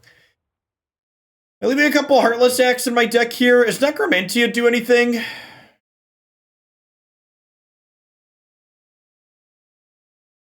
Yeah, me too, Navier. With Uro finally getting addressed, Historic's gonna be worth playing again, most likely, which is exciting. There's a lot to like in Magic right now. I guess they had Archons in their deck too, so having some spot removal is probably fine. I'm not really big into deck building games, Weens. The deck building games that I've played that I really liked were like story-driven deck building games like Griftlands, like things like Slay the Spire I never really cared for. I know that other people love it and people like stuff like that, but it's just not why I play games. I don't find playing card games against an AI to be particularly engaging or compelling. When I play single player stuff, I want like an interactive movie basically. I play them for the story.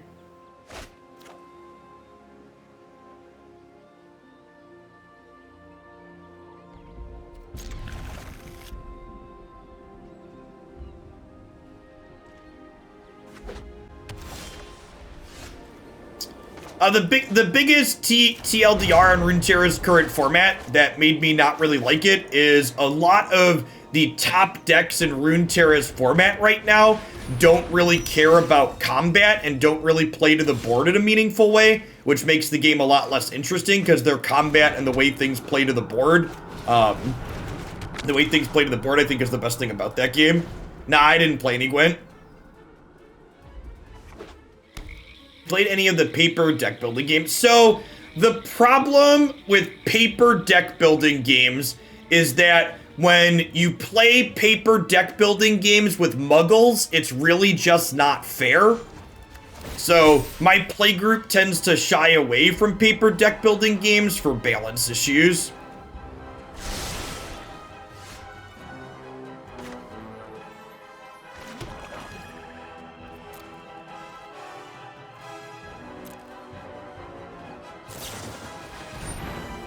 I mean, being like a card game player, like heavy Magic player in general, tends to make you more reasonable at board games because a lot of the same types of things you're optimizing and minimizing and maximizing, but deck building games especially translate a lot of those skills very directly over.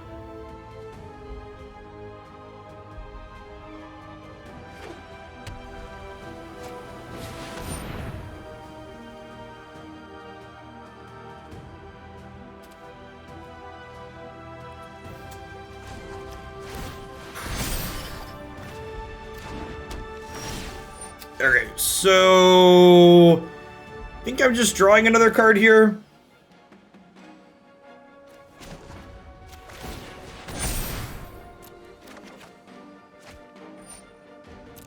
Hey, Isabus, thank you for the 34 months. Thank you for the very generous tier 2. I really appreciate that.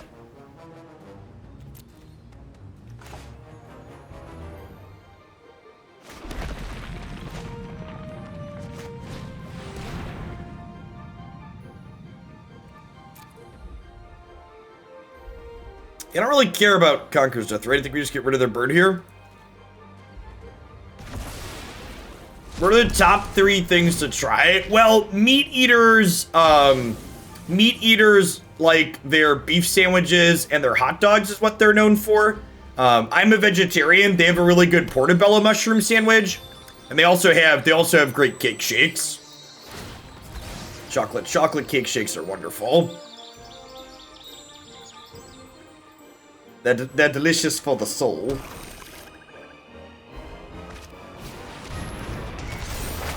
And the Raven Crow, nevermore, nevermore.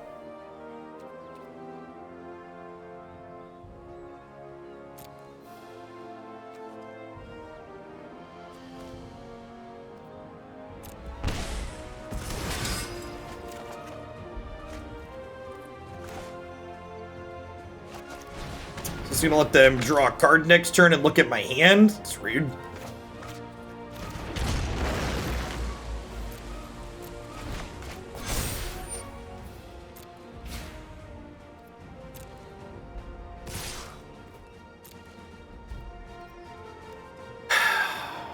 Ever one or more creature you control. Am I supposed to kill this to deny them? This is basically like drawing a card, right? It's like denying them a card. It denies them information too. Yeah, this is probably a worthwhile Heartless Act.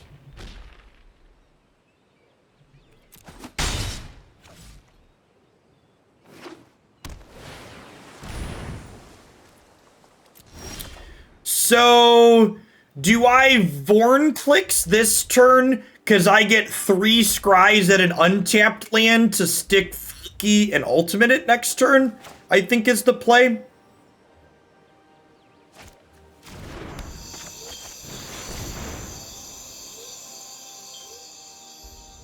Because remember, they can't Conqueror's Death this. They have 1 unknown card here.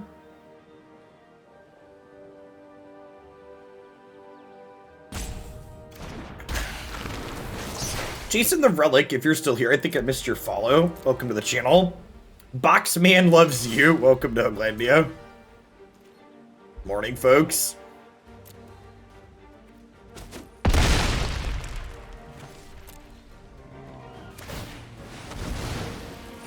This does mean they can Yori and Blink the Ravens warning, but I think that's fine because it won't do anything right away. All right, they topped a card here.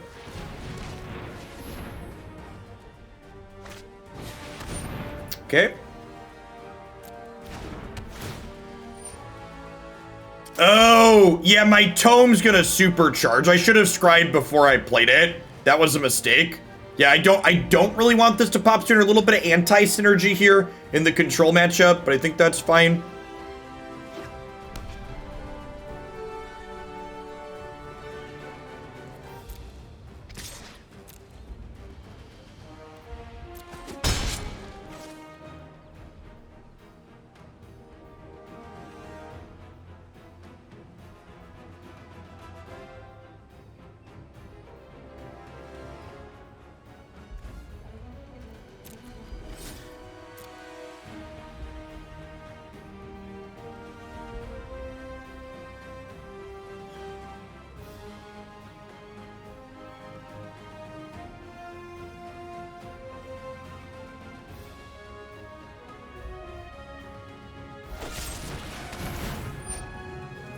Okay.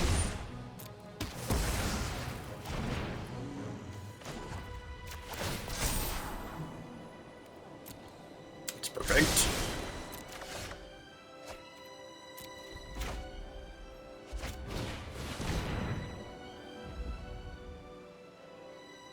So we get to take Elspeth Conquers Death here. And then we can Binding of the Old Gods, the Treacherous Blessing.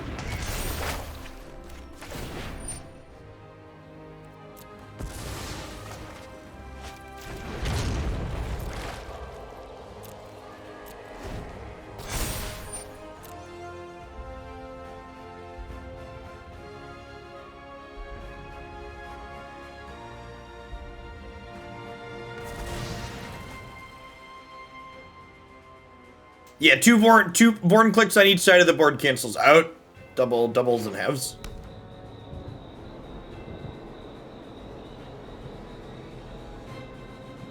And they just put a card from their sideboard on top of their deck, but we're gonna get to draw that with Valki, so like, let's go.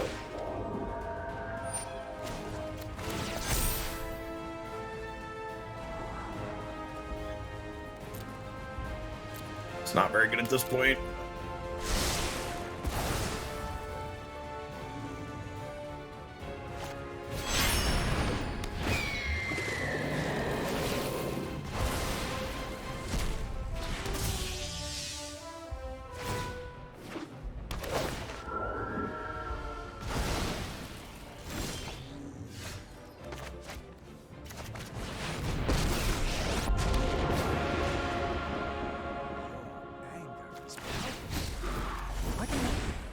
Surely you can handle a little pain.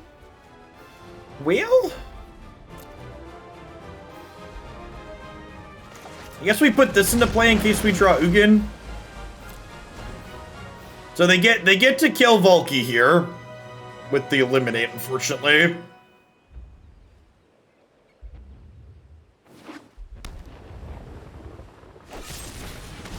We are currently playing an Ugin Vorinclex deck war game.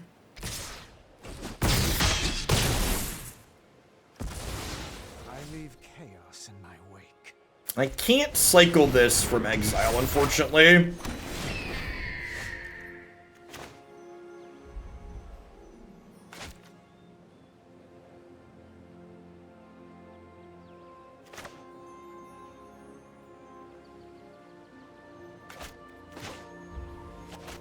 So the people that are asking about what happens when there's multiple things that change how things get counters, in Magic the Gathering, when multiple replacement effects impact the same thing, the person who controls the thing that the replacement effects are impacting gets to choose the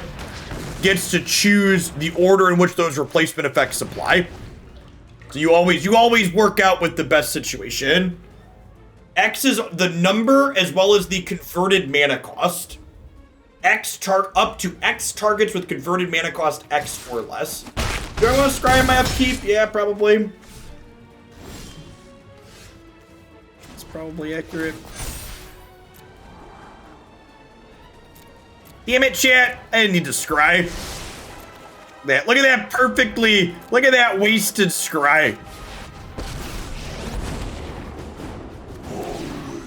Wasted a counter on here. Chat just needs to have a little faith. Return to the essence of the multiverse.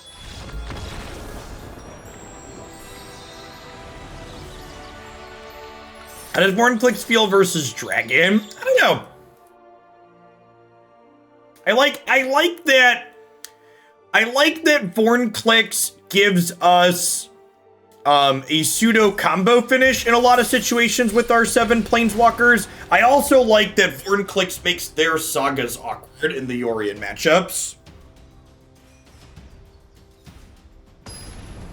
Yeah, that's exactly that. And I think the Yorion matchups are hard, so Vorinclex feels reasonable from that angle.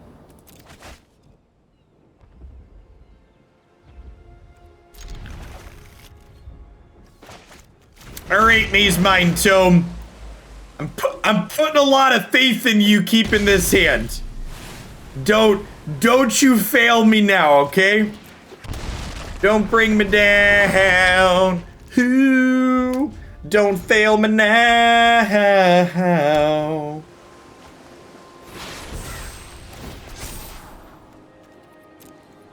Oh no.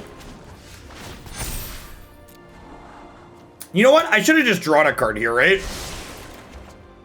Yeah, I totes should have just drawn a card. So I didn't really need to play any of these cards against Jeskai lands. That was a mistake. Should have just drawn.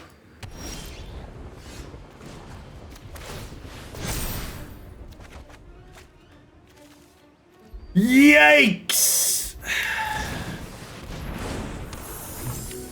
For a point of reference, our deck is playing 29 lands.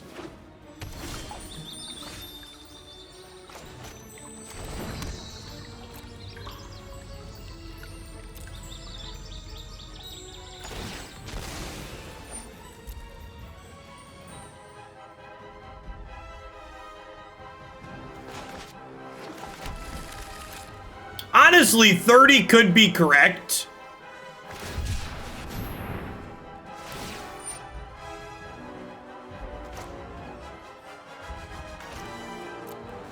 There's a world where 30 lands is not unreasonable.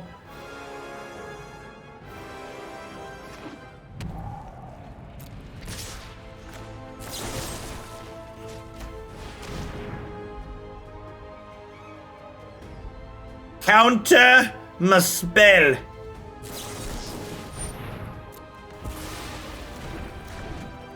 Yeah, I mean, like you have to remember, I'm playing 29 lands, but 6 of them cycle, 3 of them attack, and 4 of them are Shatterskull Smashing, right?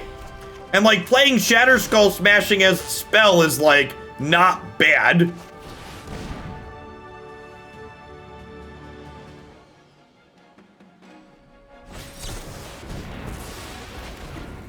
This is the part where they play a dragon and we concede. Yeah, you lose way more games to not having enough lands than you do to having too many. What makes it a pseudo combo deck, Drunk Owl? Can you explain? What was it doing that was good or interesting? This is definitely the Chainweb matchup. Elspeth's Nightmare out. Vorinclex is pretty clunky. We leave 1 Nightmare in as an extra discard spell. I mean, like, again, like you look at my mana, and I have 30 lands, but 13 of those 30 lands do stuff. So, like, again, could see 30 being a big reason to beat Jund is to get access to this card. This card is very good. Like, having a land double removal spell split card is huge in a number of places. Yeah, there's so many ways for your lands to give you utility. Like, the people give Magic's resource system a lot of shit in a lot of ways, and some of it deserves, but like, the current designs in our standard format have really shown some of the flexibility it offers in terms of mitigating that variance.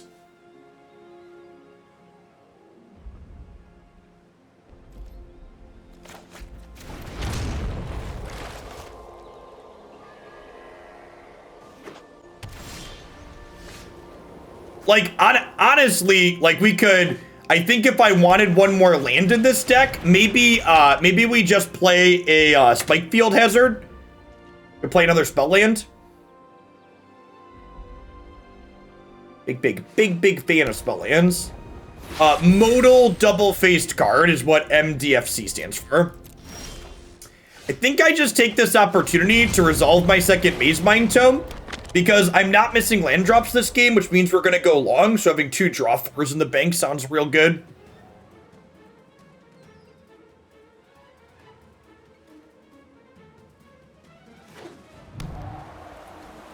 Neat, Drunk Owl. No, I did not see that one get played.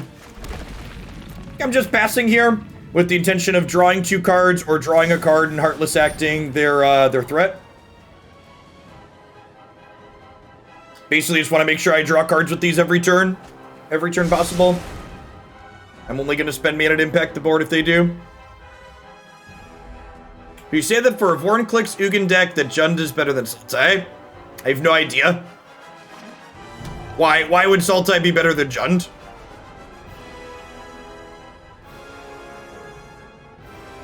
I'm open to suggestions.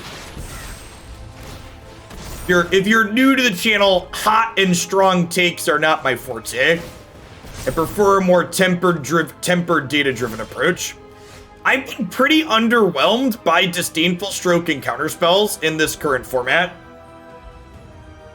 The more I play against the Yorion decks, the less I'm excited by counterspells against them. They just have so many high impact cards. Yeah, the ultimatums is just a different deck, Gengar.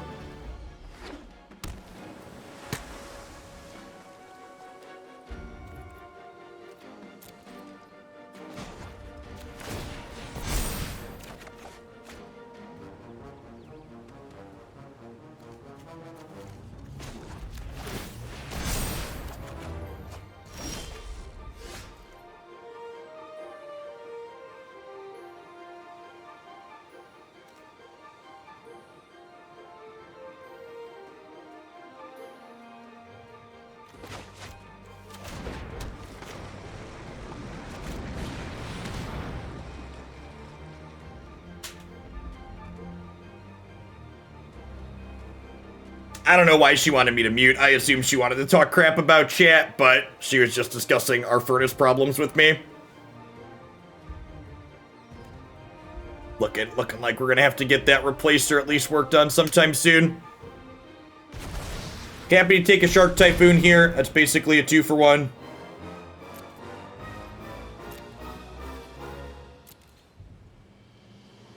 Chat over here complaining that you muted and we needed to hear her. Listen, I'm just explaining to them, okay?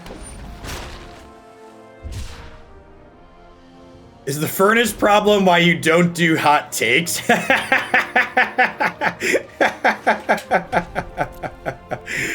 Oh, that's great. I needed that.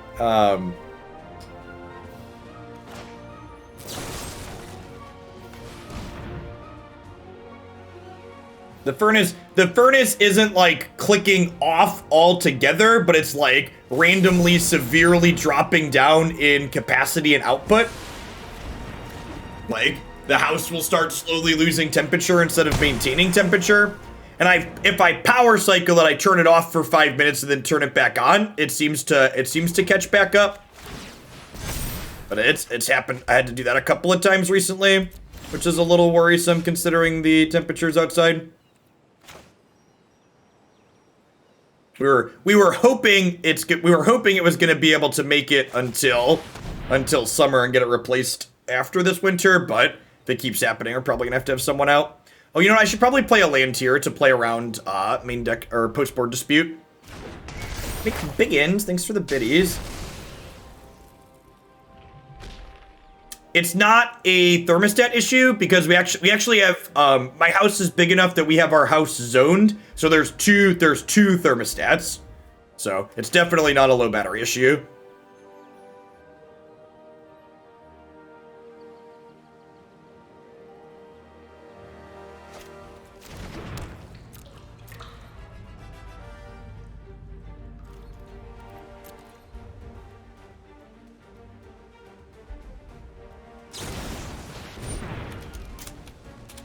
And it's about, like, I'm not super surprised that the furnace is having issues because it is 13 years old. Most furnaces last like 15 to 20 years. That's about to be expected.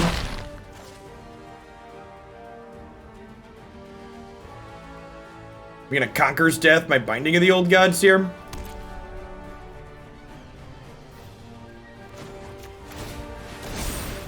Chainweb's so good in this matchup because the front half kills Borrower and the back half kills Dragon. Discard spell's a nice hit too here. Let's open with this.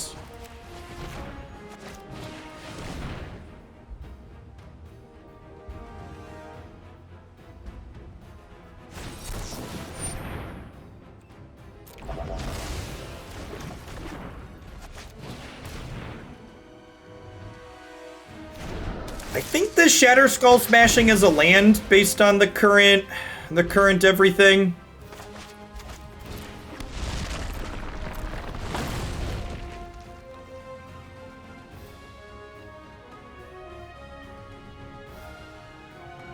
I got 2 Crawling Barrens I want to spend mana to activate.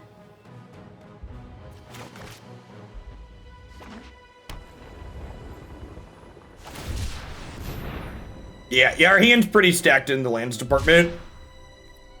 Or in the spells department, action department.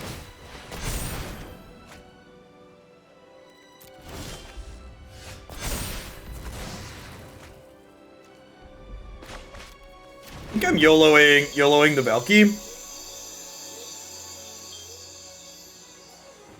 They can Conqueror's Death the Valki, but like he still draws 2 cards, right? Or am I just firing up Crawling Barrens and like getting frisky? I want to play the Valki.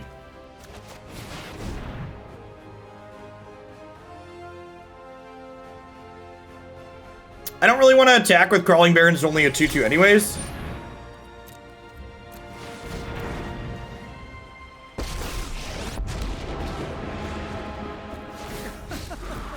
I have a cosmic aspirate. Oh, so many painful memories.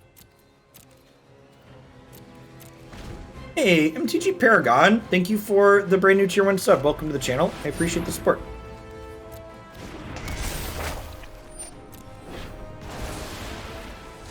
Heroes.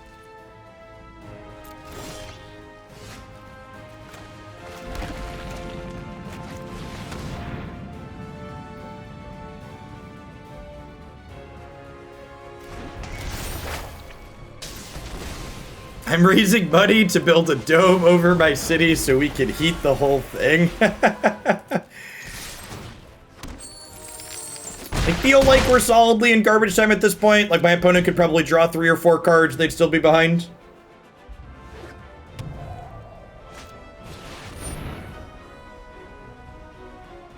Hey, I appreciate that, Paragon. Thanks for keeping me around. Giving them 2 more mana at this point doesn't really matter.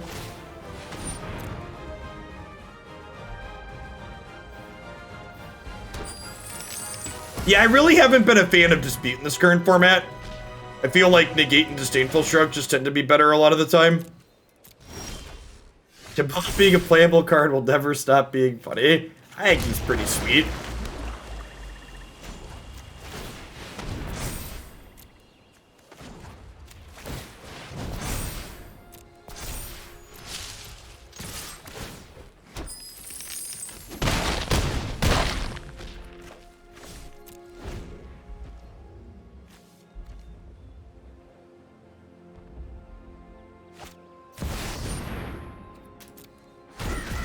Got me.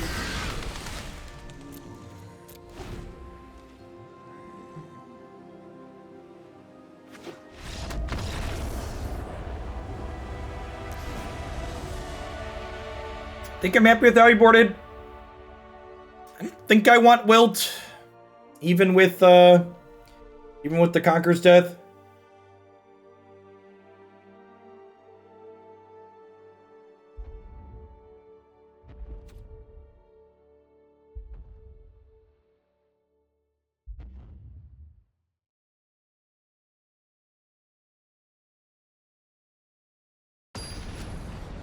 If it makes you feel better, the numbers in the American measurement systems confuse most Americans too. Necromentia is for the ultimatum matchups.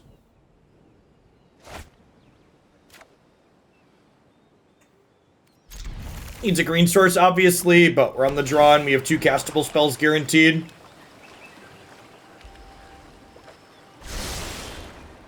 Perfect. Definitely a land.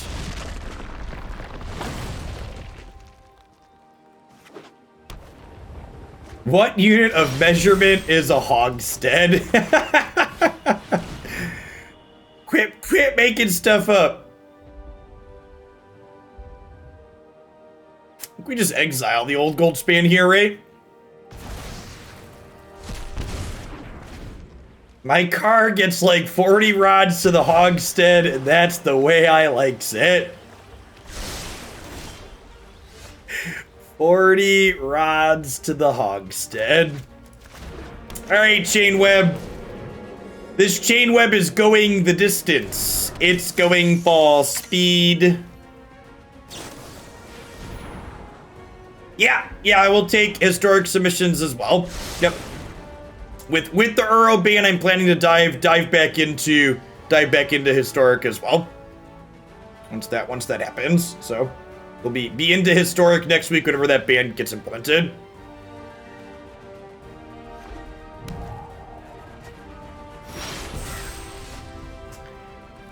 I think that's cycling at this point. He has second green eventually, but Not in the short term. This can also be a roundabout second green.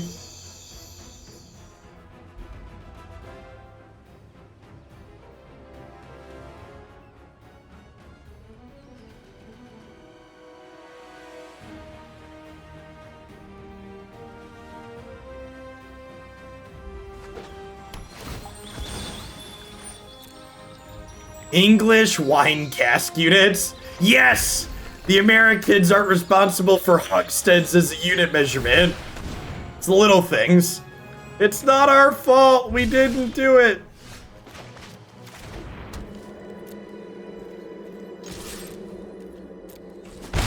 So, someone who's been following Magic stuff, Seth, commented that the last 3 ban list updates that Magic has done were implemented the same day.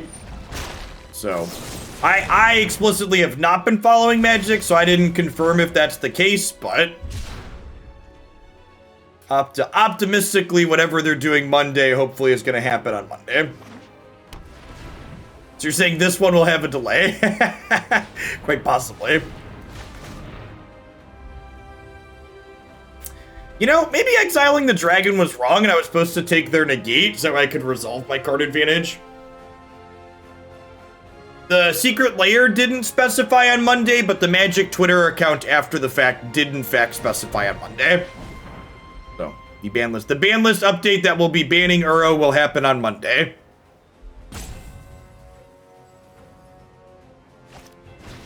They also said it would be part of a larger ban list update. So I expect that we'll see more than just Uro get banned. Nico, I don't know that we can beat that card right now, huh? I never miss. Do they take some bait on this with their negate?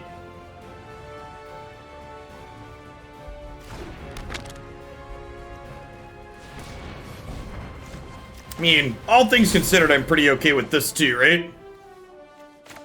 Yeah, nice.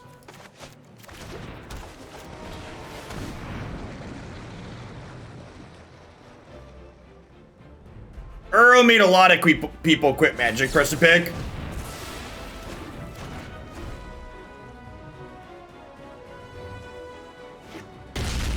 Hello, baby daughter. Did she sleep till just now?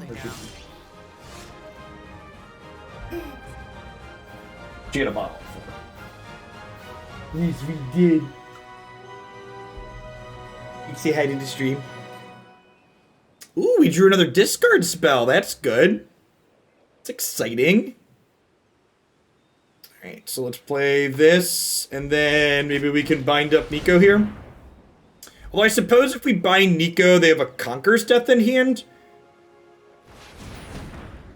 Make baby big. What a wonderful suggestion.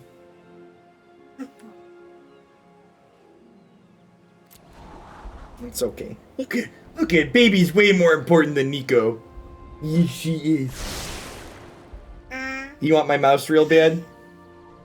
How old is she? How old are you? Oh, you can't answer that question yet? 3 days short. 3 days short of 8 months, chat.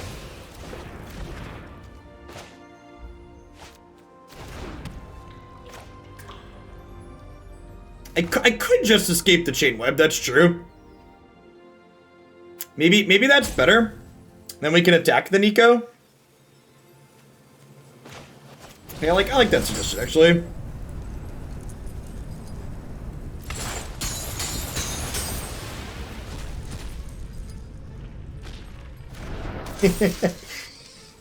You want to play real bad, huh?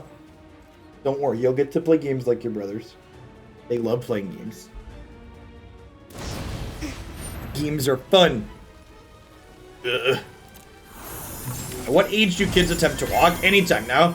So, about like 6. Supposed to do 11, 12, 13. Anytime now. She's advanced. She's a big girl. She pulls herself up on stuff, and she tries. She mostly falls over. But we try, and the trying's important. It's okay to fail so long as you try.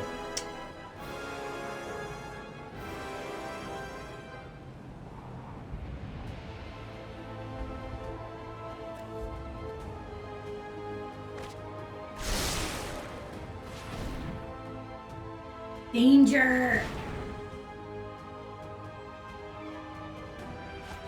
Yeah, just let me touch stuff. You just want to touch it all? Grab, grab, grab. Oh, she got her paws on my mouse pad. This is also my end step. Are we on their turn? No, we're on their turn now, right? So they foretold a bunch of stuff. Get in a shard. Throw you. They did have the extra turns card.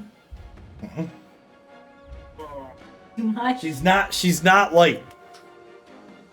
Oh. She is a healthy weight.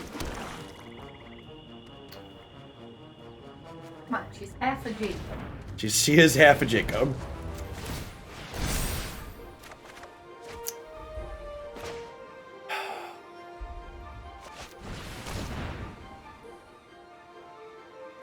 I think we lead on this to see if we can tag a Saw coming here. And then we're definitely ending on this. This will probably get a counterspell out of them. And like, the fact that these Mazemind Tomes resolved is actually a really big deal. Because it means that we're going to get to generate some card advantage in the longer term, which is nice.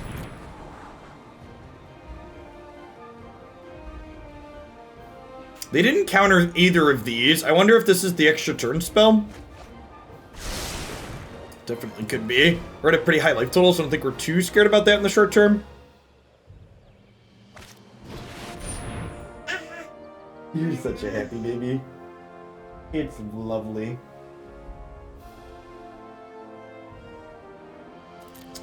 You've conquered my binding, opponent. And then I think at this point, we're just like drawing a bunch of cards here, right? I don't think I want to jam Valki into all of these things over here.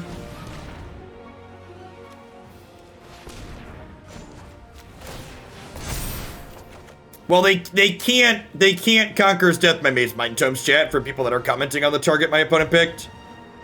It's not a legal play.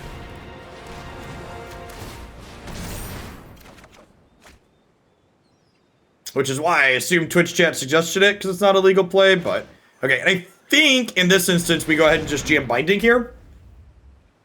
Because this is basically like killing a Planeswalker proactively, right? Getting that out of there. Yeah, in this matchup, I think that's a correct assessment from Violet Journey there. The Elspeth Conqueror's Death is more of a reanimate spell than a removal spell. It doesn't really hit a lot of things that I care about. And this Brazen Borrower, like, is also pretty mediocre, because it just, like, dies to these Chainweb triggers, right? Like, Chainweb comes into play and shoots this. Hey, your battle cry. Your battle screech is adorable.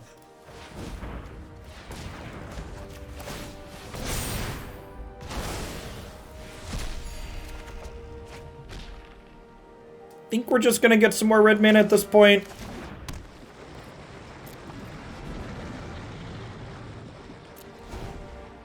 Love you two girls. You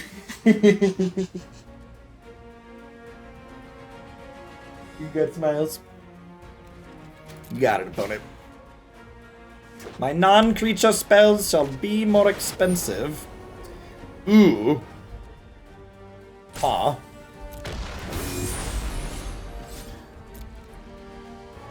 Guess that's a little annoying. Not terrible. So, these are not indestructible, so let's Heartless Act one of these. This also puts a card in my bin. So, like, this is card, 2 in my bin. We need 5 total, so we can, like, jump block with this, then escape the Chainweb back later. Crawling Barrens is awesome. An awesome draw here. It means that we'll be able to pressure the Nico when it pops back up.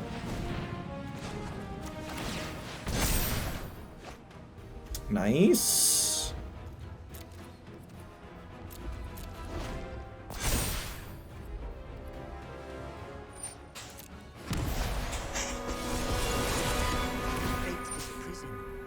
Oh, you know what? So I can Soul Shatter here the Nico before Nico gets to activate, which is huge.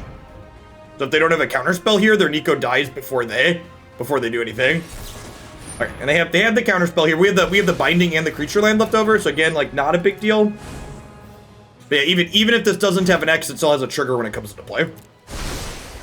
Gotta prepare for the next throw.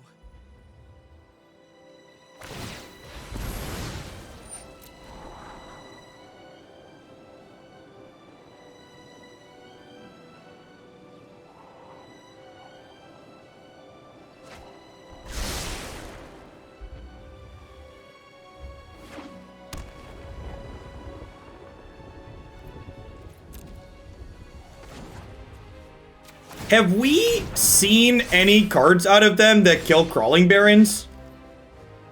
I'm trying to think. I don't think we've seen any cards out of them that kill Crawling Barrens, right? At least not a 4/4 Crawling Barrens.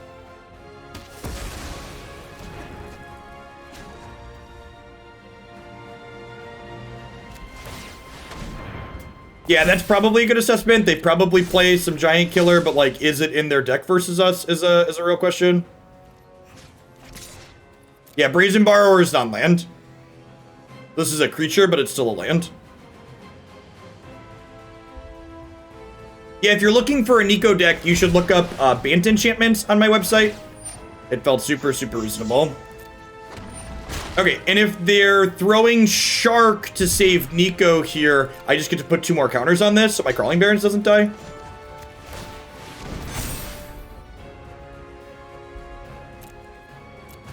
Oh, I should have attacked it with Chainweb. I should have attacked Nico with Chainweb too.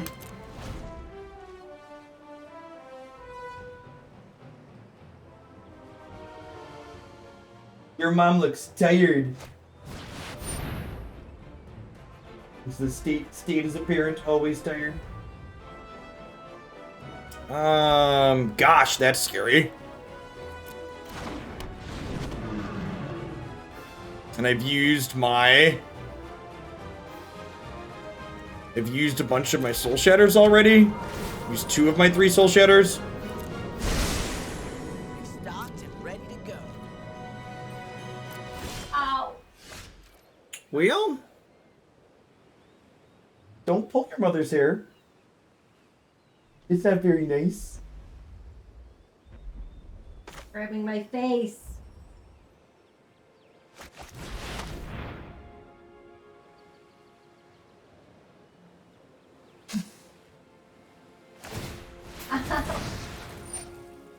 Yeah, I mean, they've used a bunch of counterspells at this point, right? So I think we're definitely just, like, heading to the Space Jam here. They just bottomed there. Go through 2 Sod Cummings and a negate. I definitely gotta shoot my shot here. An opportunity to act rashly. Goodbye, friends. Chance to fail. And then I think I actually play a naked Chainweb here, so that way Brazen Borrower End Step or Goldspan Dragon can't kill this next turn.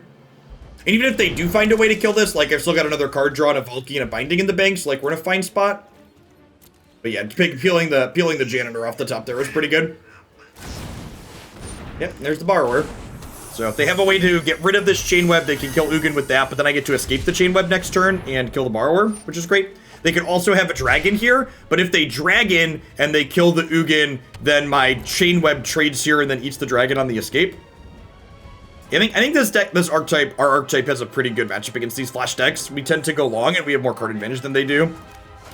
So Soul Shatter especially is very good, because killing their Dragon without giving them mana in the early game is a huge tempo swing for you.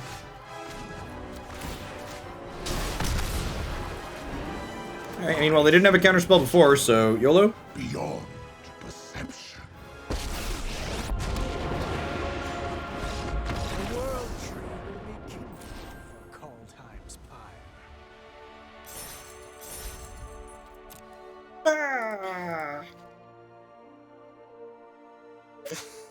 Are you trying to dive onto the floor? There's stuff down there to play with? Like my space heater and my bucket of treats?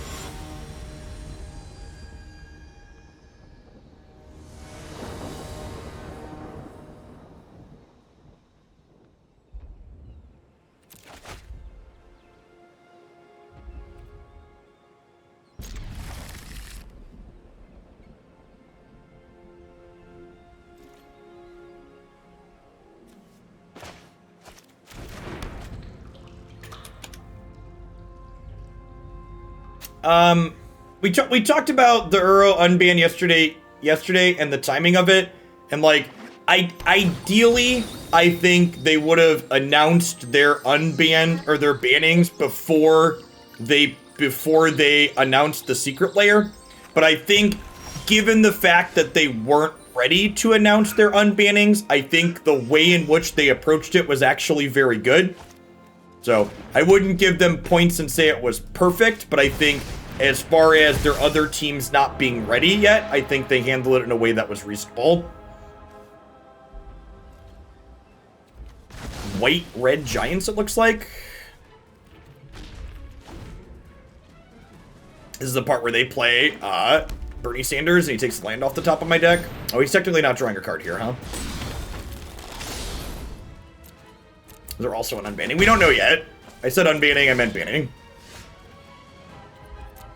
So, yeah, I should probably put a 30th land in this deck. We definitely lose way more games to not having enough lands than to having too many lands. There could be unbannings. They said in general it was going to be a part of a bigger announcement.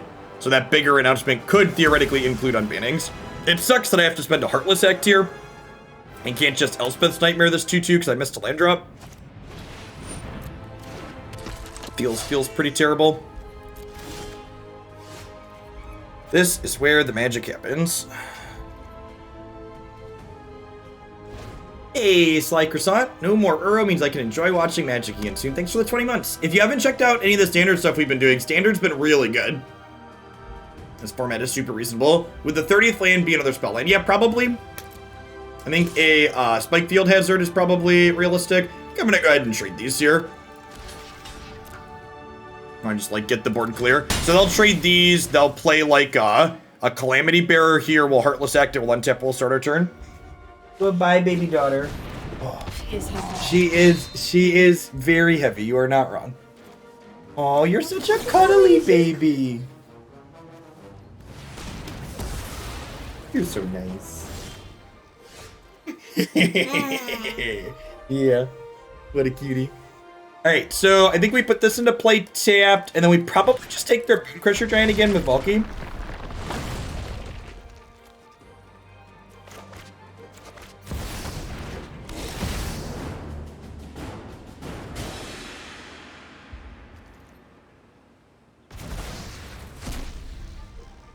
So we have their current hand kind of in check. The Scalds here could definitely bury us, depending on how that goes. The fact that we've missed land drops means we're pretty far away from our cards that generate card advantage.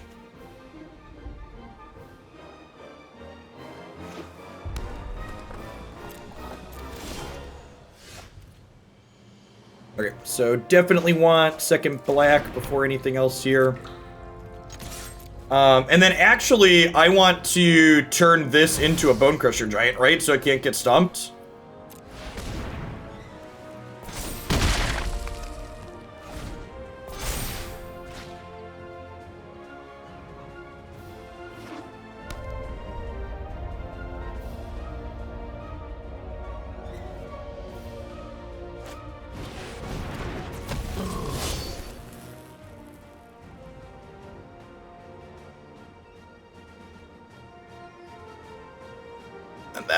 I'll play this or stomp our face, one of the two.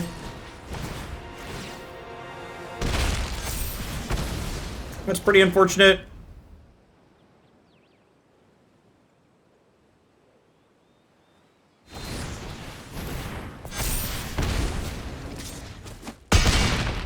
Oh, that's really cute. So this works really... I was like, oh, this is going back to their hand, but this doesn't care where it got counters from, right? Yeah, that's really sweet. Yeah, unfortunately, we didn't really get to play much Magic this game because we missed on land drops in our 30 land deck, and everything just like kind of went off kilter. When we didn't have the third land to kill Robber of the Rich on 3 with this, I think that's basically where the game ended. It caused me to use a lot of my resources incredibly inefficiently. It's a giant? It is a giant. Wow, so it's just like a 10 ball? Yeah, opponent's build is sweet. It's a shame. It's a shame we didn't really get to play against it because Magic happened. Hopefully we'll have a little bit better game here. Nightmare seems kind of bad. Probably just a dead weight. We can bring in the eliminates and a dead weight and cut these. A little slow and clunky.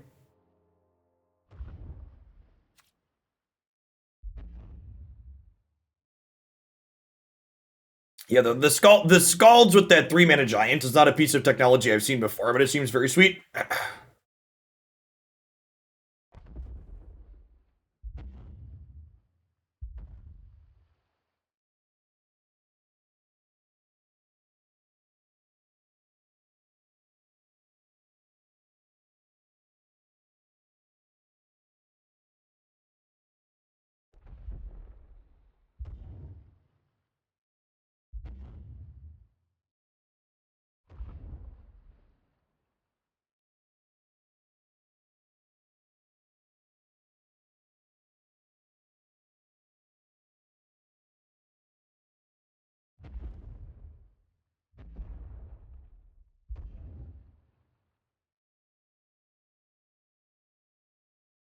What spell am I cutting for another land is a question. Probably need to make that decision and decide what land I want it to be. All of our numbers are very pretty at the moment. Our deck is pretty symmetrical. So anything I cut or add is going to impact how beautiful and symmetrical it is, which is sad.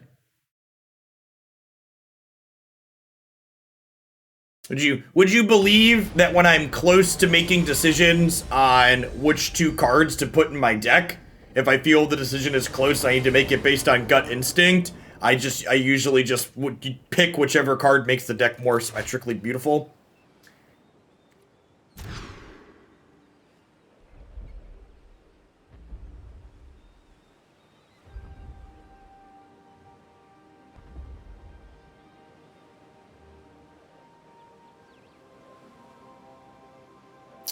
Can we keep and bottom a land here? Like, throw the Blightstep Pathway, put this into play tapped. We have red, black, green.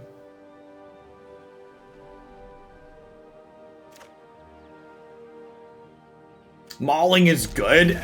Good is a stretch. It's maybe playable. I would accept maybe playable.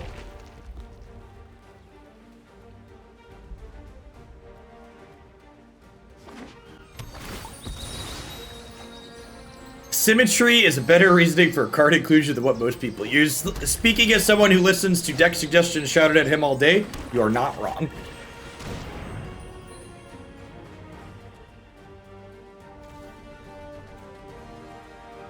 Squash? They're gonna squash my Vorinclex? It's rude. You just take their draw 4 here. Any thoughts on Kaldheim Kaya for standard play? She seems very bad. The type of value gameplay that Kaldheim Kaya generates is largely inferior to the type of value mid-range gameplay that the Yorion decks generate. So the axis that she operates on, she is worse on that axis than the other decks and other options that you can play in those colors.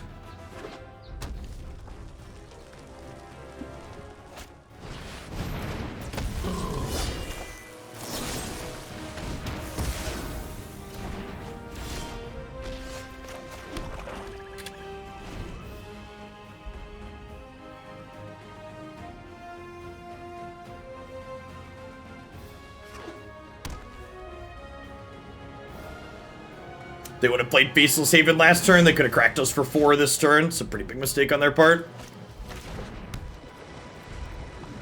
Need another green for this Vorinclex here. Binding of the Old Gods will get it eventually.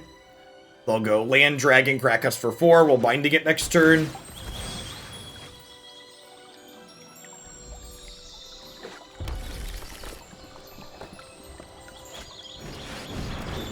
Based on the fact that I have to ask what is Tyvar, I'm gonna guess the answer is no.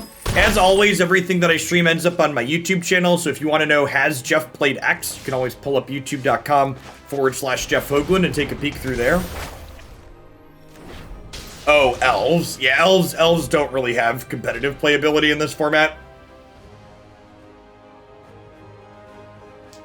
They aren't consistently aggressive enough to get under things, and they don't have the late game card advantage you need to go long against things like Ugin and Yorion. Yorion more specifically. That's basically the question you need to ask yourselves. Like, can you get under things or can you go over the top? If the answer to both those questions is no, then this is a giant for squash as well. That's super cute.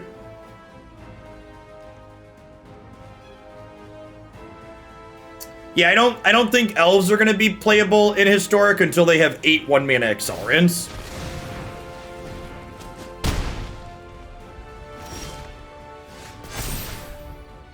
So once elves gain access to Elvish Mystic, they might have a shot in Historic, but until then they will not.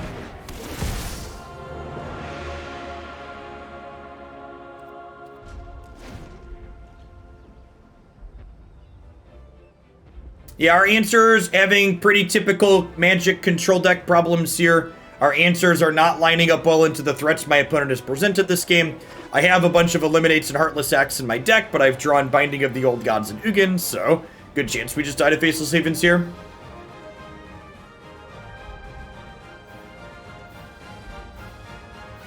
Yeah, they're not consistently explosive, Friggly, so like if you have your 1-mana accelerant, your deck probably looks fine, which is why if you have 8 1-mana accelerants, your deck could maybe consistently be okay.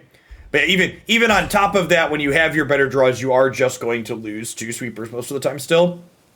What do they spend their treasure on? Activating Castle Embreth.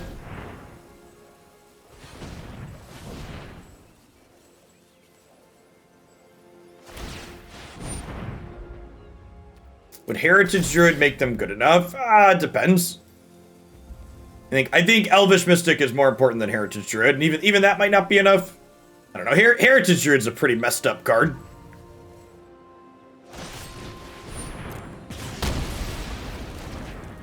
So my opponent's sequencing here is actually pretty ideal for our hand. You're gonna eliminate.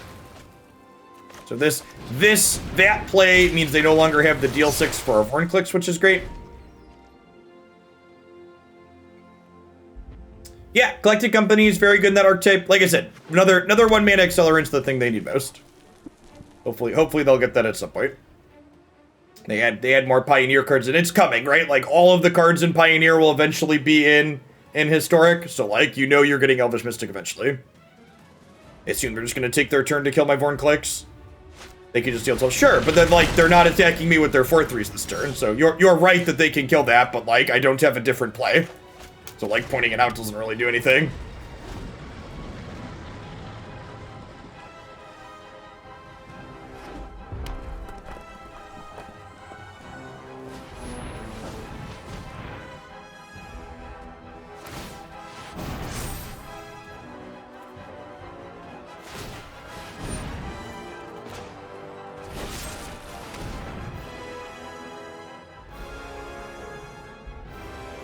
So would a good elf deck in Historic even want the 4-mana Planeswalker? Probably not. I guess I should technically wait till combat to do that, so they can't float mana with it. Have they not played a land yet this turn? Oh, they would have been able to play this post-combat anyways. Alright, looks like we're dead. Need to draw Heartless Act here. Alright. This Twitch stream is pre-recorded in front of a live Twitch audience. Welcome to the channel.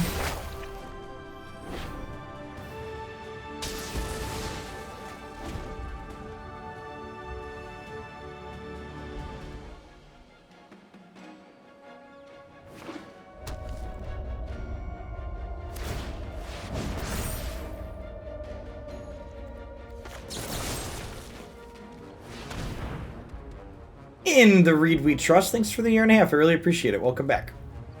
Good to be back. Sure. I guess I technically have blue mana, and they could have been playing around a counterspell there.